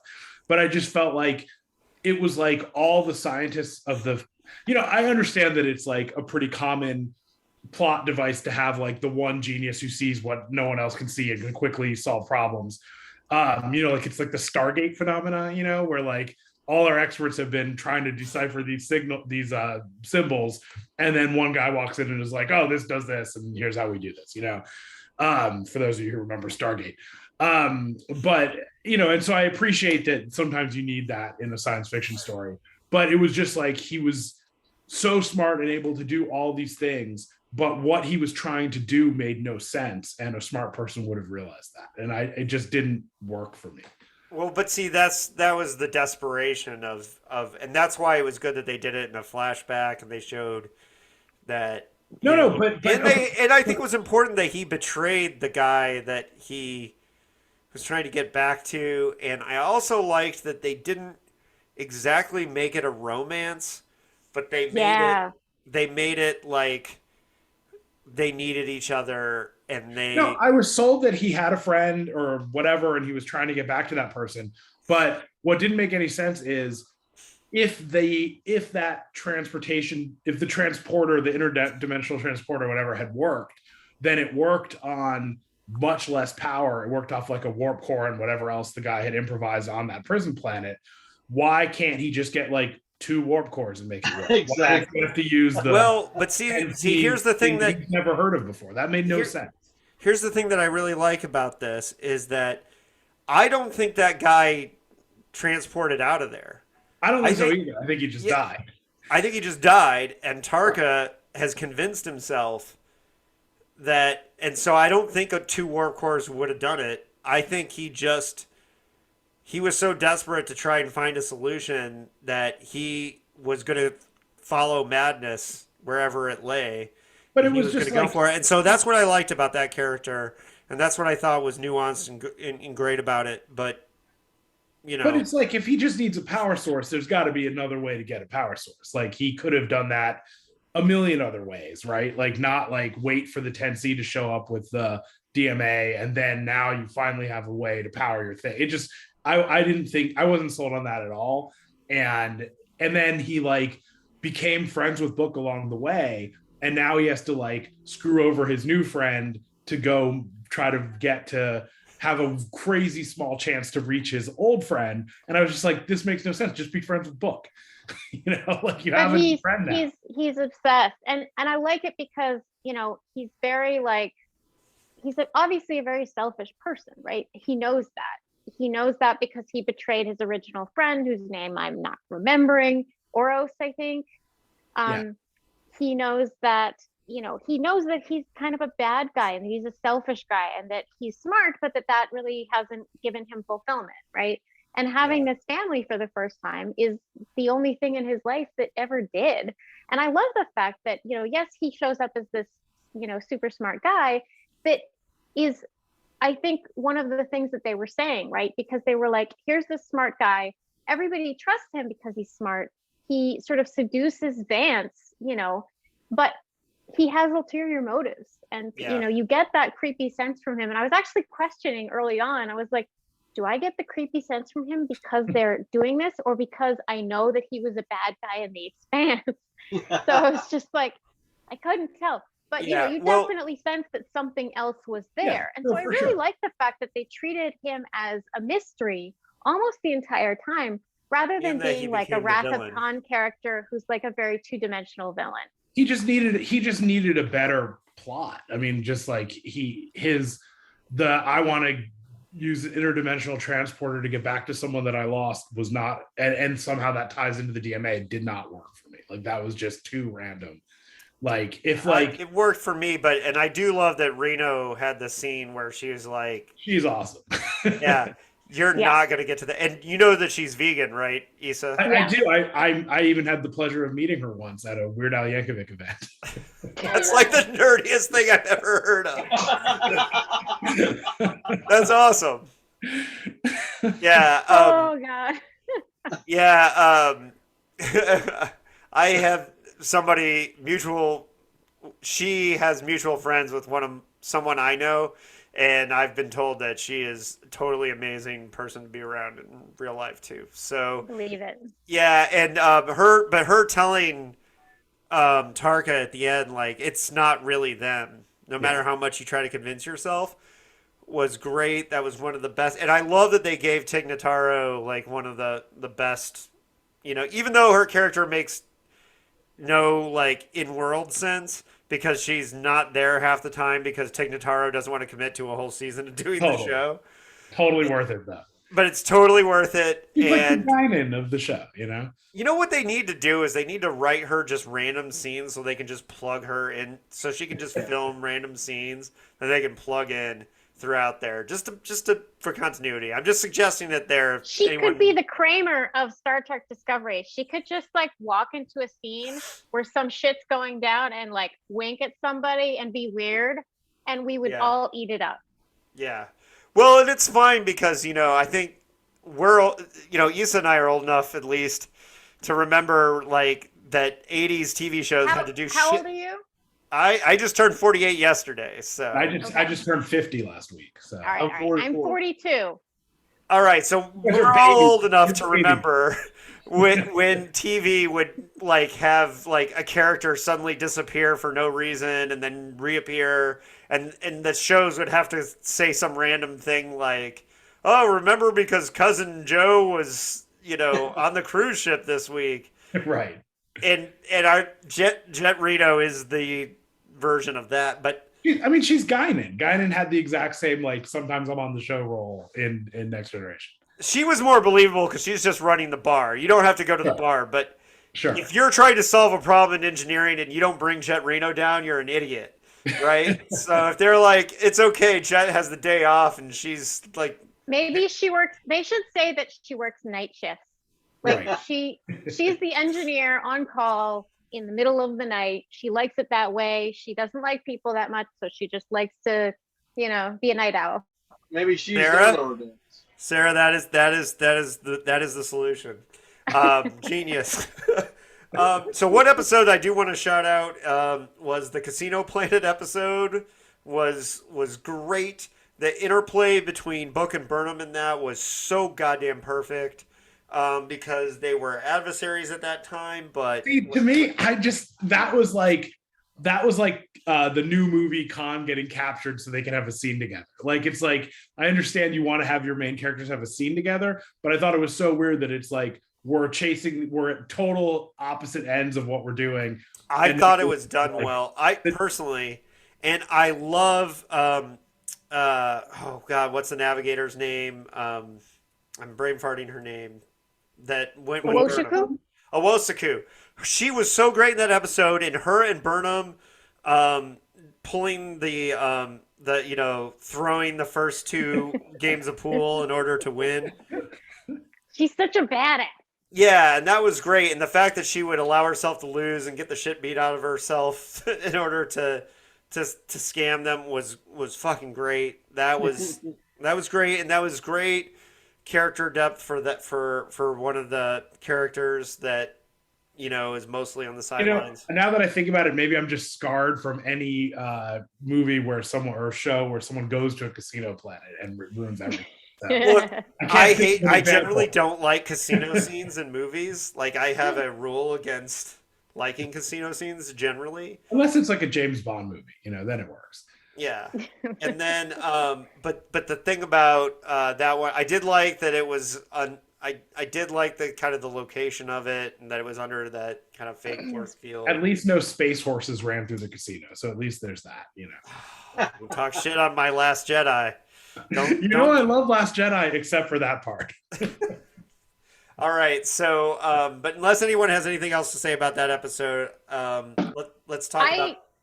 I would like to add that I also loved the interaction between Book and Burnham. And I think that one of the things they did this season with them, just like they did with Lady President Relic. Yeah. Just like they did with her and Burnham. Also, her and Book have this wonderfully mature romance. And it's one of the things that I love about Discovery that they do so well, that they show adult romantic relationships where it's not about the romantic tension or sexual tension or anything like that. It's about these people genuinely love each other, genuinely understand each other, and here's how they interact. And that is so much more interesting than having, the standard romantic tropes that we all grew up with. And so I love the fact that they're showing how adult romantic relationships work in a working environment, in an environment where Burnham is his superior, and how they deal with that when they disagree. It makes me very happy. And I'm sort of the opposite. I preferred like the Riker and Troy flirting to I don't like Book and Burnham actually as a couple. Like I think I have not enjoyed that part of the show. I like the show better without Book. You're breaking my heart over here. I know. I'm so sorry. I feel terrible. I hated Riker and Troy. Did you like Riker and Worf as a couple? Riker and Worf would be great. I don't know if you meant to say. I don't think Troy you meant to say that. and Worf, but. Oh wait, I did meant to say Troy. I said Riker and Worf. Oh, that would be great too. Troy and Worf, yeah. No. Well, hey, Riker. I don't know. I think Worf be into the bear thing, like with how Riker's going these days. I'm sure Riker slept with everyone. Hey, Riker showed that he did not care about those rules, actually, in one episode. So, yeah, he had a non-binary romance in TV. He did. So, all right. Riker's definitely pansexual. Yeah. For sure. Maybe it's just me, but I like the whole, friends with your ex kind of dynamic. I thought they did that really well. So, whatever. Book and Michael, nothing is ever surprising. It's always super predictable, and I don't like that. Yes, I agree with that. All right. Well, all right. Let's talk about the barrier, which will include a little bit of Gary Mitchell and Star Trek V, I suppose. Someone give us the history, because I honestly couldn't remember, but I was like, how come no one on Discovery has superpowers now? Aren't you supposed to get superpowers if you go through the barrier? Well, here's the thing. The barrier has there's a long geographical location because the barrier goes all the way around the galaxy. And is it only at the edge of the spiral? It's not like around the top and the bottom too? I was wondering. Well, that's the thing, is you could go see. I was thinking about this when they were talking about how they're spore driving out to the. So the thing is, this is the third time that they've gone out in Star Trek, because there was the Kelvin's episode of the original series, and then there was the Gary Mitchell one, and then. Technically, Star Trek V, wasn't that the center of the galaxy? I thought it was the edge. Oh, it was the center? It was the center, yeah. Okay. Which shows a very, Milky Way centric, that, they would ever think that God would be at the center of our lone galaxy, but whatever. So, that's Star Trek V sucking. So, sorry, Tony. I'm just never going to accept that Star Trek V. I haven't seen Star Trek V. I don't like that part either. Yeah. I can remember Star Trek V, because Star Trek V was the first time, because I like Star Trek 3, and a lot of people don't, but I like Star Trek 3. And so Star Trek Five was the first time I had the experience of sitting in a theater for a Star Trek movie and being like, "What am I watching?" throughout the entire thing, and just knowing that it was terrible. And I just I have a very distinct memory because my father went with me, and my father didn't really like Star Trek, but he would go to the movies because he liked Wrath of Khan or whatever. And I remember my dad turning to me at one point during Star Trek Five and saying, "Is this as bad as I think it is?" And I was like, "Yes, it's bad." Yeah. So, anyways, but we're talking about the barrier. Anyways, what I did like about how Discovery handled the barrier is that they made it tough. They made it not an easy thing to do. They had like weird scientific explanations of it. They basically rode a bubble through it, and that I liked that because one of the things I don't like about Star Trek that I think early Discovery was starting to do better was I wish Star Trek would be in space more often. You know, like they don't have to be full expanse, like taking everything super serious. But I wish they would remember that they're in space more often. And But why the barrier? Like, why is there a barrier there? Like, what is the deal? Like, it's like it just seems so not hard science that I was. it actually is. It is more hard science because the thing is that, and look, I'm not a physicist, but I do know that it's specifically if you leave the solar system, there's the entire Oort cloud at the end of our solar system that's like super huge and long.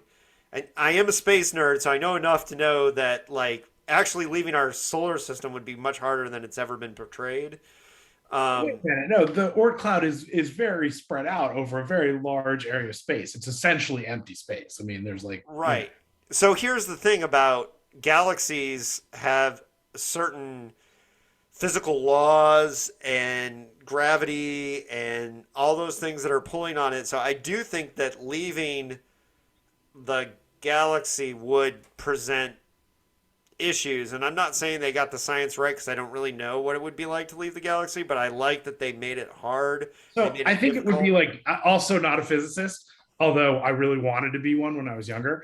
But so I think what it sounds like is being built or riffed on or whatever is how like the Voyager probe passed the limit of the solar system, which is where it's called the helio something, and I've completely forgotten the name of it. Heliosphere. Heliosphere. There you go.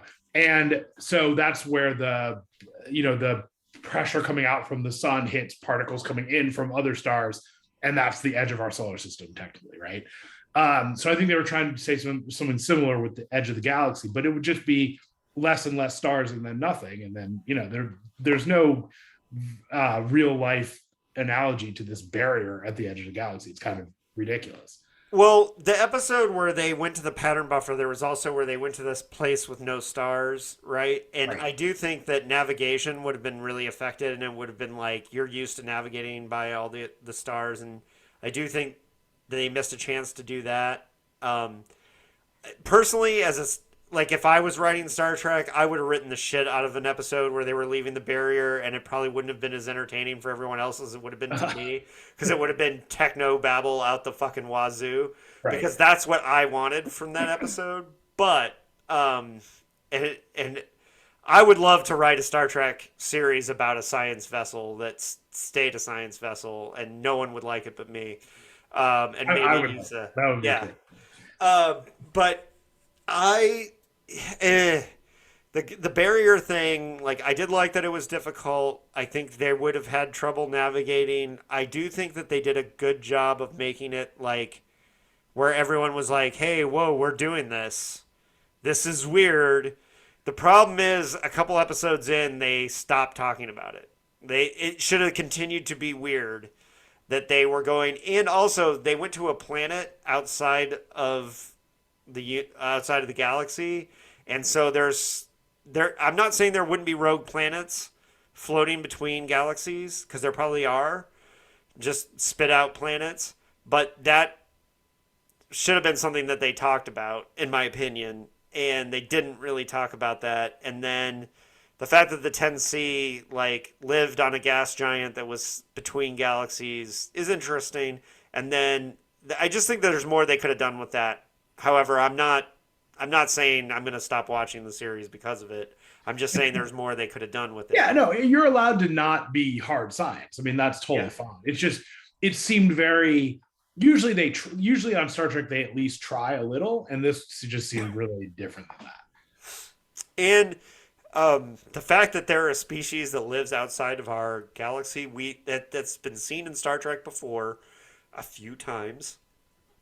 But this is the first one where it was like they were so different that we didn't know how to understand them. And one thing I really appreciated about the back half of this season was that they were contacting a species that they didn't know anything about, and it was hard. And it took multiple episodes for them to figure out how to do that, and I appreciated the shit out of that. And not everyone would love that, but I did, because if they had been able to go bleep bloop bloop bloop and put on the universal translator and talk to them, that would have annoyed the shit out of me. And the fact that it took 3 or 4 episodes for them to contact them is one of the best things this season did. And for me, that's pure Star Trek. And as fun as Picard has been the first couple episodes, and you probably haven't been watching yet, have you? I haven't seen it yet, so okay.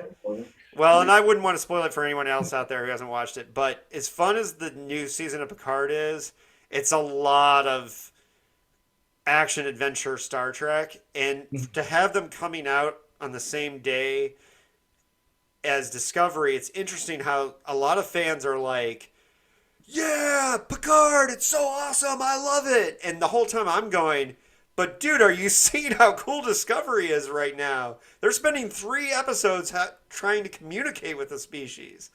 And whereas Picard's on this like action adventure storyline with a lot of pew pew and time travel, and Leah Thompson directed one of the episodes, which is just mind blowing. That's really cool, but I love that Discovery spent 3 episodes basically remaking Arrival. You know, and Close Encounters. And Close Encounters. Major Close Encounters vibes, which is very dear to my heart and made me very happy. So a lot of Star Trek fans think Picard is cooler right now. I'm enjoying both, but I'll take the last 3 weeks. Like, I was way more excited about the new episodes of Discovery because I just felt like that was pure Star Trek. I'm having fun watching Picard. I like the Picard, the first season and stuff, and I don't mind a little action thrown in, but I would be perfectly happy with Star Trek if like they never had any action. Like I'm completely in the camp where you need 0 action. It's you gotta fight a Gorn every once in a while, dude. Yeah, sure. You gotta fight a Gorn every once in a while. You gotta throw in a couple 2-handed punches. I understand, but it's always better with lizards, I gotta say. But every once in a while, but at the same time, like you said, the action is, I'll take Star Wars for my action if I need to, and especially, coming in May, we're going to have great, or hope potentially great new series from both franchises at the same time. And it's like, give me my action in Star Wars. I'm always going to want that. But with Star Trek, give me a cerebral storyline and give me a story about first contact being hard. I'll take that. I love that. I love it. But most of the action on Discovery hasn't been very good. Also, like I would say, like it's a lot of like ships chasing ships and the rear. What's the name of the button on the bookshelf? The rear Presto Changeo. Presto Changeo button. It's a lot of that, and it's just kind of boring to me. But I like, there have been Star Trek episodes where there have been good space battles, but for the most part, I like the intellectual stuff more than the pew pew. All right, Tony, I got to draft you here now. This is where you're going to have to really explain yourself. Oh. Because when the finale happened, you went right to Facebook and posted that you felt like the stakes were really low at the end of the season and you weren't sure you were returning to Discovery in season 5. Right after the finale. Now, give us your thoughts on this, because, I really loved these last couple episodes. So when you wrote, I was just, literally, I had the reaction. I was looking at my phone, and I saw this post from Tony Peak, and I said to myself, before I even typed anything, Gosh, did Tony watch the same episode I did? I Because suppose for me, I respect your opinion. I read your opinion on Star Trek every week, and I usually agree with you. But by golly, I did not this time. So tell me, why didn't you like this finale? I'll start by saying I really like the first contact thing, like you did. I love that. I love they took the time with that. I guess for me, the reason it just kept going downhill is, like I said before, the lack of consequences. I'm gonna stick with that one. I know the fake deaths really annoyed me. I feel like the season had underutilized characters. Like nobody said anything about man. She came back for one episode to make sure Burnham didn't do anything out of line, and then she's out of the season. It's like, why even bring her back for that? It just, I don't know. Something about it just felt off to me, and it was predictable. I could see by episode 3 or 4 where this was going. I knew exactly what was going to happen, and it's almost played out exactly. I'm not kidding. I'm not an expert storyteller. I can predict everything that's going to happen, but that was just so. It was by the numbers. I could have made a bulleted checklist of that, and it all happened that way. And I was just like, but in not a good way. I don't know. You saw it all coming down to a species that we couldn't communicate with, or because I didn't see that coming. I actually thought we were heading towards another like creature we were going to be at war with, like the Dominion. Like that's what I actually thought they were building towards, was like an extragalactic threat that was going to become the new, like that I honestly thought that they were building towards that. No, I never saw that. I always figured it would be something benign or benevolent or. See, I didn't think they would do that 2 seasons in a row. Yeah, well, but see, that's in the spirit of Discovery altogether. I love Discovery. I love its positive outlook for the future because this world sure as hell needs that right now. But Discovery does it in such a way, especially over seasons 3 and 4, that just sucks the tension out of the storytelling for me anyway. And season 4 was really bad about it. I feel like. Oh, sorry. Go ahead.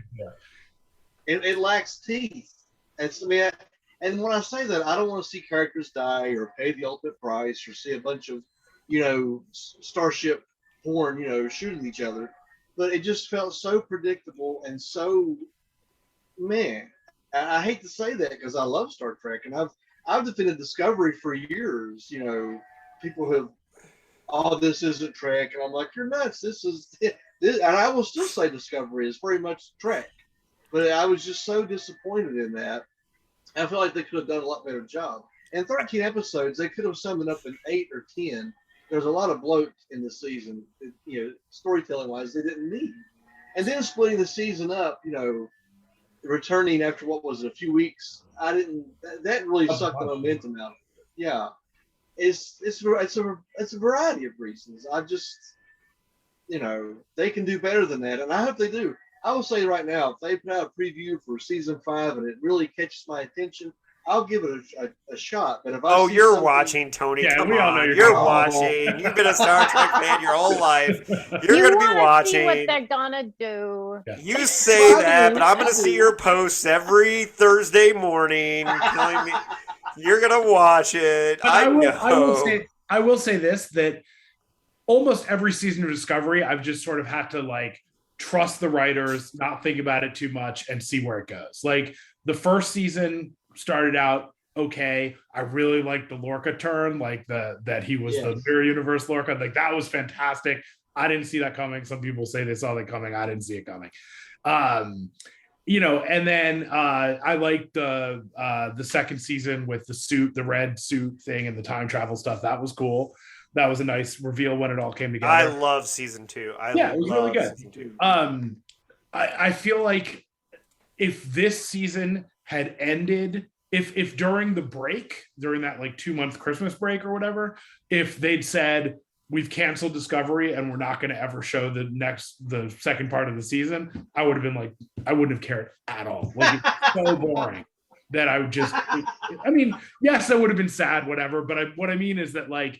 I wouldn't be. There are TV shows where, back in the day, there were TV shows where like the final episode would get like preempted by a presidential speech or something, and you didn't have a DVR, you didn't have a VCR, there was nothing, you were just never going to see it. And there's a sitcom from like the early 80s that started so I'm getting so off topic, I'm sorry, where it was a young I'm not even gonna go. Let me back up. Sorry, but there was an episode of a TV show that I haven't seen, that I never saw the final episode, and like now I found it on YouTube like 40 years later, and I'm still really excited about it. It's Your Move, starring Jason Bateman. Anyway, whatever. Okay. But It's Your Move is the one that you've died for 40 years to see. dude. So the season finale was he and his friend have made up this band that are gonna play the school, and he's promised all his friends that this band is coming.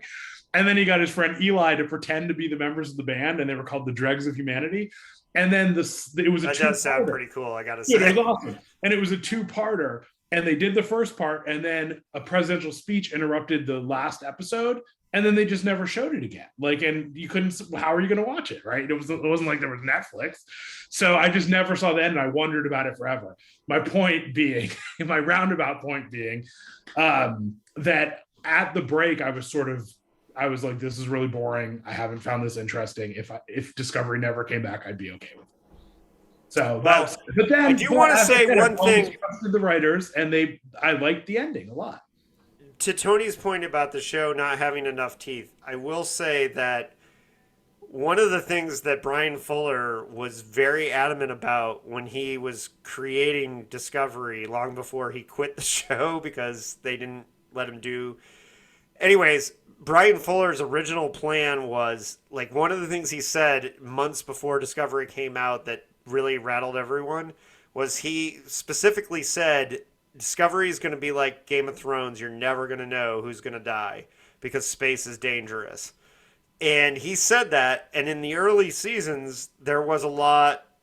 I mean, keep in mind, remember at the beginning of season 2, the mansplainer guy, like, that died the minute after he told Michael, like, oh, I'll show you how to do this, and then the asteroid hit him, which is one of the best. Yeah, Sarah, I know you love that scene.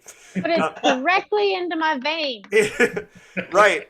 So early in Discovery, they were killing people a lot because that was the Brian Fuller thing. And I think part of the whole, like, we're redoing Discovery to fit Michelle Paradise's vision, you know, Michelle Paradise and Brian Fuller obviously didn't see that the same way. Because I want to say this, though. The only problem I have with that is when your show becomes dependent on maintaining tension by the threat of character death, like Game of Thrones. Oh, holy shit, Walking Dead was really terrible about that. When you take that element away, it's like the story suffers. It's like, well, hell, they don't really have much of a story, do they?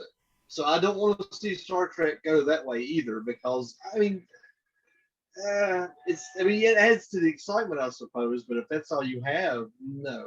Trek needs to be more than that. So I'm kind of in the middle road. If you could have some of that excitement along with, you know, utopian progressive values, you know, of Roddenberry, then that would be great. But not. I don't want to see. We need better stakes. That it's y'all are just masculinizing the shit out of this, because to me it is a character drama in space Star Trek that I always wanted growing up. Because when I was growing, I grew up on TNG. I loved it. I watched it 6 hours a day when I was homeschooled, and it was on the UPN network. And I still had all kinds of things about it that drove me crazy. And I think part of it, it honestly helps when you come at it from a different perspective, like being a woman. You see more of the flaws. You see more of the things that they're leaving out. You see a lot of the sort of artificial masculinity that they had in TNG, where, like, not just the captain felt like he couldn't get personal. Like, that was his character, fine. But everybody on the bridge was like that. And it took them 8 years to finally come together and have the poker game that Star Trek Discovery was having at the end of the first season. And so I want to see that. I want to see that, you know, lack of toxic masculinity in Star Trek. I want it to be about characters. I want it to be about, so all that stuff that a lot of people think is filler, or that a lot of people think is, could be taken out of the show. I love it all. Like, I just want to see these characters interact and love each other in space while there's aliens and optimism and humanism and all of that. I'm all for all that, but just every once in a while, if you're going to be in danger, somebody maybe actually be possibly in danger. I don't know. But they have killed off characters. Yeah. Like, I don't know how else. And that's the thing. Like, one of the things I actually liked that I told my partner at the end of this, at the season finale, is I said, I love the fact that they brought 2 people back without bringing them back. It didn't feel cheated to me, because the general. I don't know about that. I got the general and the transporter lock. That she would, I mean, the whole mission, the whole suicide mission, was for her to open up a way to make a transporter lock, right? And so obviously it's going to work both ways, that they're going to be able to do that. Why wouldn't they transport her back at the 11th hour? It wouldn't make sense. If they had her just die, unless the ship actually exploded when she hit it, which could have happened, maybe they didn't know whether that would happen or not. But if she had just died, or somebody just left her on the wreck, somebody at some point would ask, well, why didn't they also beam her back if the whole point was to open up the transporter? So I love the fact that, to me, both of those deaths was that the point? like, I thought the point was just to stop the gravimetric beam. Like, they weren't hitting them. Yeah. It was, but they also, I believe that they actually said that they hoped that it would open up, because it would disrupt the beam, it would also open up an ability to transport them. Wasn't that like the whole part of the plot? I thought it was. Anyway, you absolutely might be right there. Just when you say, hey, I'm volunteering for a suicide mission, and then it's not a suicide mission, it kind of cheapens things as a general rule, I think.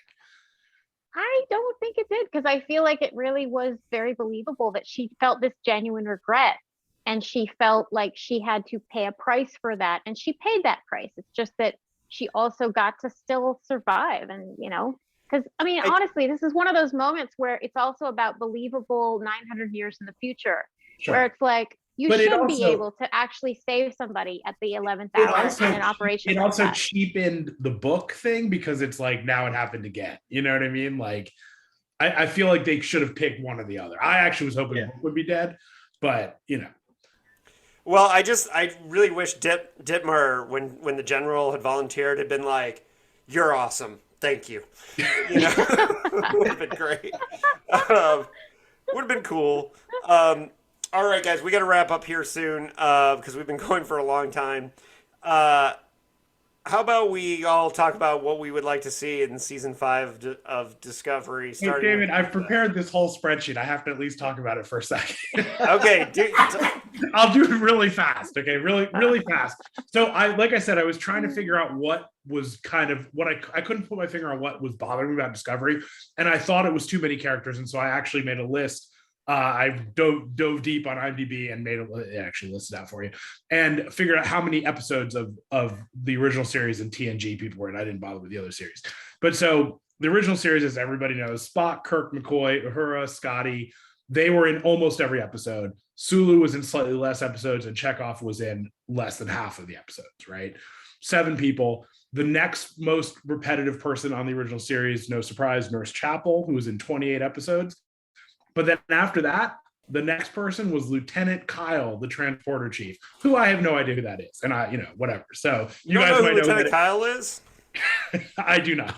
You do not. Okay. Well, let me just say that George Takei was not in a lot of episodes because he went off to film The Green Berets with John Wayne. Okay. All right. Well, anyway, regardless, my point is there were 7 characters. You got to know them. They were, about almost 80 episodes of the show. You got to know the 7 characters. You got to know them well. The Next Generation, Picard, Riker, Geordi, Troy, Data, Worf, and Dr. Crusher, if you include Dr. Pulaski's 20 episodes as Dr. Crusher episodes, whatever, they were basically all in. You win science on this, Issa. They were all in every episode. The next highest person was actually Wesley Crusher, who was only in half the episodes, which I would not have realized if I hadn't actually gone through this. And then after that, Chief O'Brien, 50 episodes. And then Tasha Yar and Guinan were both in 29 episodes. So again, you had 7 main characters who were in every episode. You knew those characters really freaking well. Discovery, the main. Did you though? I mean, I'm sorry. Commander Riker remained basically the same person that he was in the first episode. He got a beard. Troy remained basically the same episode. They were fill in the blank canvases. You're not wrong. They just wrote new adventures on top of them, but they never actually changed. Only Picard and Data had real character development. Tiny bit of Worf, but nowhere near as that. You're not entirely. I don't think you're wrong, but Klingon episodes. I think there was some character development on the characters. I wouldn't say they had. You're right. Data had a bigger arc than. Don't even get me started on Dr. Crusher. Okay. Total blank canvas. I love her. Okay. So, but there were only 7 people, and I knew all their names, and it was easy. So Discovery has 2. Well, so this is what I consider the main characters of Discovery, right? There's Michael, Saru, Stamets, Detmer, Tilly, Awoskun, Reese, I forget how you pronounce it, Dr. Culber, Bryce, who is a different character, and Nilsson were all in most of the episodes. And that doesn't even cover the people that I think of as main characters on the show, which is Ash Tyler from the early days. Lieutenant Linus was in 25 episodes. I don't know who that is. That's the lizard guy in the. Oh, okay. Yeah. I wasn't sure. And farts then, in the turbo lift. Right. And then Captain Georgiou, who was in 24 episodes, seems like a major character. Book was only in 23 episodes. Adira, 19. Come to the 3rd season, so. Yeah, well, right. And then Adira, 19, Admiral Vance, 17, and Jet Reno, 14. So it's like it is more people. It's not quite double, but it is more people. And they really shook it up halfway through. Like, I didn't really think of it in terms of a reboot, but that kind of clears up some of the numbers. Yeah, but see, you're forgetting that Deep Space Nine had Nog and Garrett. No, I wasn't forgetting. I didn't go through. I only made my spreadsheet of these 3 shows because these are my favorite Star Trek shows. So yeah. All right. Well, we are. Whatever. I apologize, but okay. So it the is. More the it is merrier, motherfucker. Yeah, it is a lot of characters, so it does give you less time to get to know them. Well, look, and Deep Space Nine had that many characters, and they had minor characters who got really great character development. Nog has an entire ship named after him in Discovery. And, like, if you had thought at the beginning when Nog was just this bratty little, like, Ferengi kid that he would eventually lose a limb in war and go through, like, PTSD and be this major character, like, no, you wouldn't have seen it coming. And, and Garrick, in my opinion, Garrick is my favorite character in Star Trek ever. Pretty great. Like, I love Garrick as a character, and the fact that Andrew Robinson played the serial killer in the first Dirty Harry movie and was in Hellraiser only adds to it. But Andrew Robinson wrote an entire Garrick novel, like, about his character for the Pocket Books line, because he had written so many notes. And the true story is he'd written so many notes about Garrick that somebody said, hey, you should turn this into a Star Trek novel. And he did, because he had taken that many notes about his character, and it shows on screen, and he's a minor character, and it's great. I love Garrick, my favorite character. But, anyways, they can do that. All right, really quickly, so we can sum this up. And look, we short-shirked some things because we didn't get to talk about Saru and the romance, which was totally awesome. And yes, they need a short trek that's like basically a rom-com about them going on a date on Earth after the events of season. I feel like they should have a date on the holodeck, and it should be like like British Victorian period. It was straight up like Wuthering Heights, or I don't know, whatever. Something. That's Janeway's holodeck experience, which is very Bronte. Totally. All right, starting with Issa, let's close this up. What do you want from season 5 of Discovery, which Tony is definitely watching? I just want Tony. You can do it, Tony. That's all I want. You just need a couple months of break, and then when it comes back, you'll miss it. You know you will. Yeah, I actually have I don't really know where they're going to go. I don't really have a guess, and I kind of trust the writers at this point. Like, I think it'll probably be a little boring, but it'll also probably be good. And I feel like they did do a good job of introducing, like, for instance, like, just to use Detmer as an example, like, I actually care what happens to her now, whereas previously I was like, who is this person? I barely know her name, so Tilly has always been my favorite character on the show, and we didn't get a lot of her this season, so hopefully she either gets her own show or we see more of her next time. Yeah, I'm curious to see where it goes. I don't really have any. I will definitely be watching it, and I hope it's good. But I don't see a direction that they're headed in at all, which is really interesting, kind of, because usually you can kind of tell where a show's going. Sarah, where do you want season 5? Yeah, every time I'm asked this question, I'm honestly just like, I want to see what happens. I want to see what they do with it. I also feel like, like they sometimes they end a season where there's like a very clear, oh, there's a lot of things that you could see that they could do with what they've set up. And this is the end of something, and so I have absolutely no idea what to expect. And I love that. I love not knowing what the writers are going to do. Tony, yeah, you should go because I've put a lot of thought into. This is the one that I put a lot of thought into. Oh, you want my opinion? Yeah, where do you want season 5 to go? I definitely want to see more out of the Saru and Tarina romance. But as far as where I want it to go, I would like to see the Federation do more Federation things. Like, and you see some of that in season 4, and that's cool. But what can the Federation offer other people other than just, what we've already seen? I would like to see something more of a galactic civilization, and besides just, the occasional starship in orbit of a planet. But, what form that could take, they could go anywhere with that. Because really, after you've saved technically the galaxy from the 10C, how do you top that storytelling wise? So it's going to have to be something,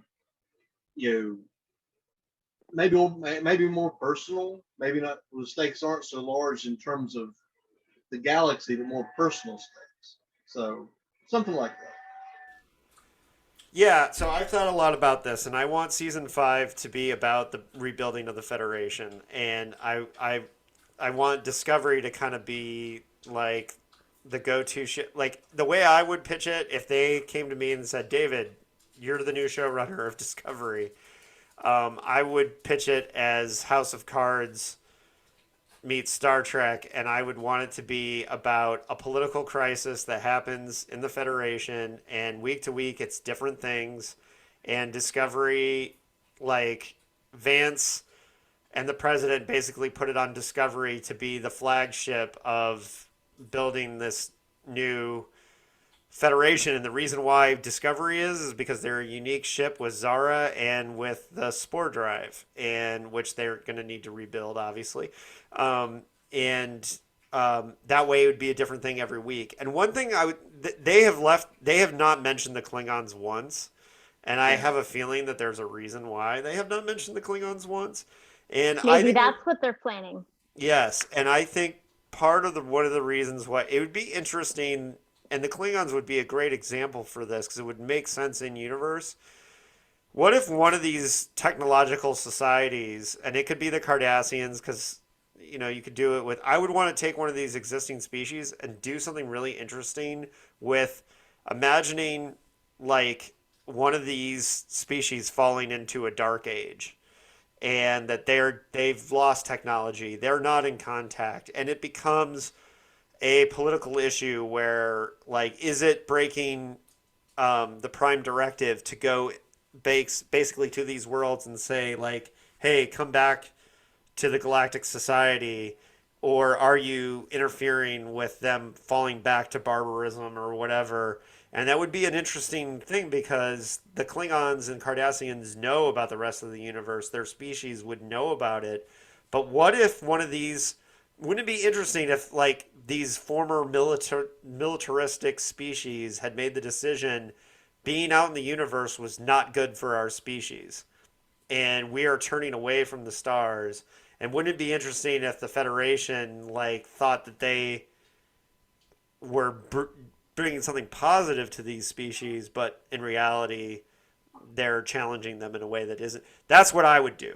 But because you have a unique opportunity where you have a franchise where you can take these existing species that exist and put them 900 years in the future and have like and say like what's the gap, because yeah, we've seen Cardassians, but we don't really know what happened to Cardassia.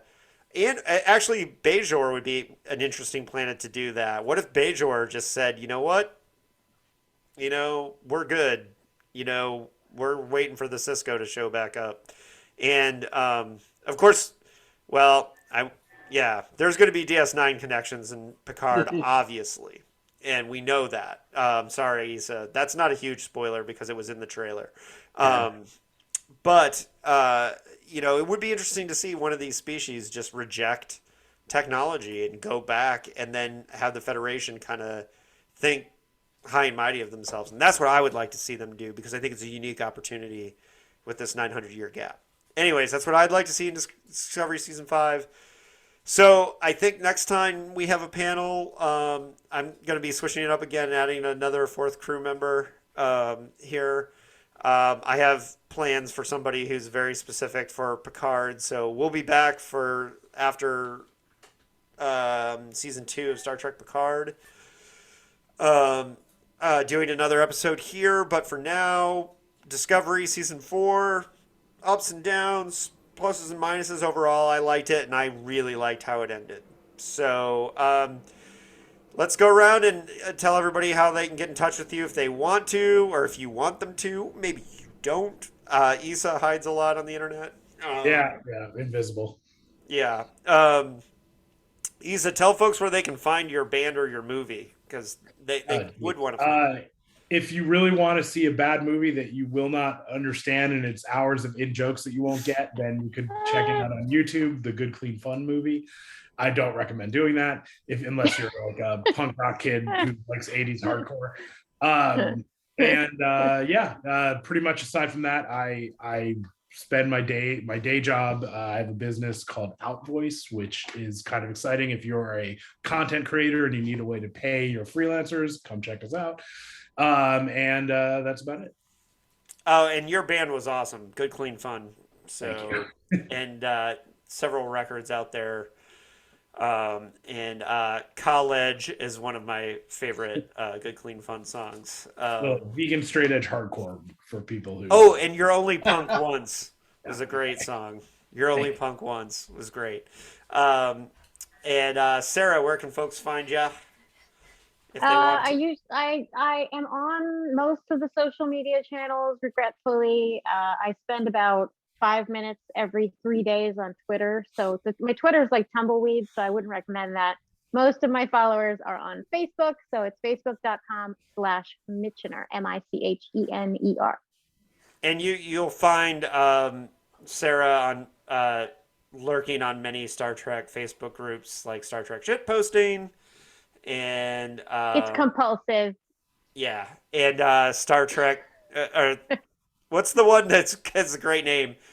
Star Trek things Star Trek fans are upset about that they made up themselves or whatever. What's the name of that group? That's a really funny one. It started out as a tag group. It's things Star Trek fans made up themselves that they're upset about or something. I feel terrible for not knowing the full thing, but ever since they made me an admin, it doesn't show up in my feed, and I feel really bad about that. I have to talk to my friend about that. Anyway, there are great tag groups on Facebook where we make fun of toxic fans, and it's the only way to deal with it psychologically, because otherwise it's really depressing. And Tony posts about everything he watches and reads too, so he's a fun follow on Facebook and Twitter. So Tony, tell folks where you are. Well, Facebook and Twitter, and like David said, I talk about films, books, comics, anime, games, anything that catches my interest. I have a website, tonypeak.net. Check that out. I have links to my books and things like that. I had a Patreon, but it's on indefinite hiatus at the moment. It's hard creating content for that and writing other books. I have the Aethon trilogy. I have another trilogy coming up from Aethon, hopefully this fall. It's a space opera trilogy, more in the vein of The Expanse, and it's more like that, not Star Wars, more gritty, hardcore sci-fi in that vein. But yeah, that's where you can find me, is Twitter and Facebook.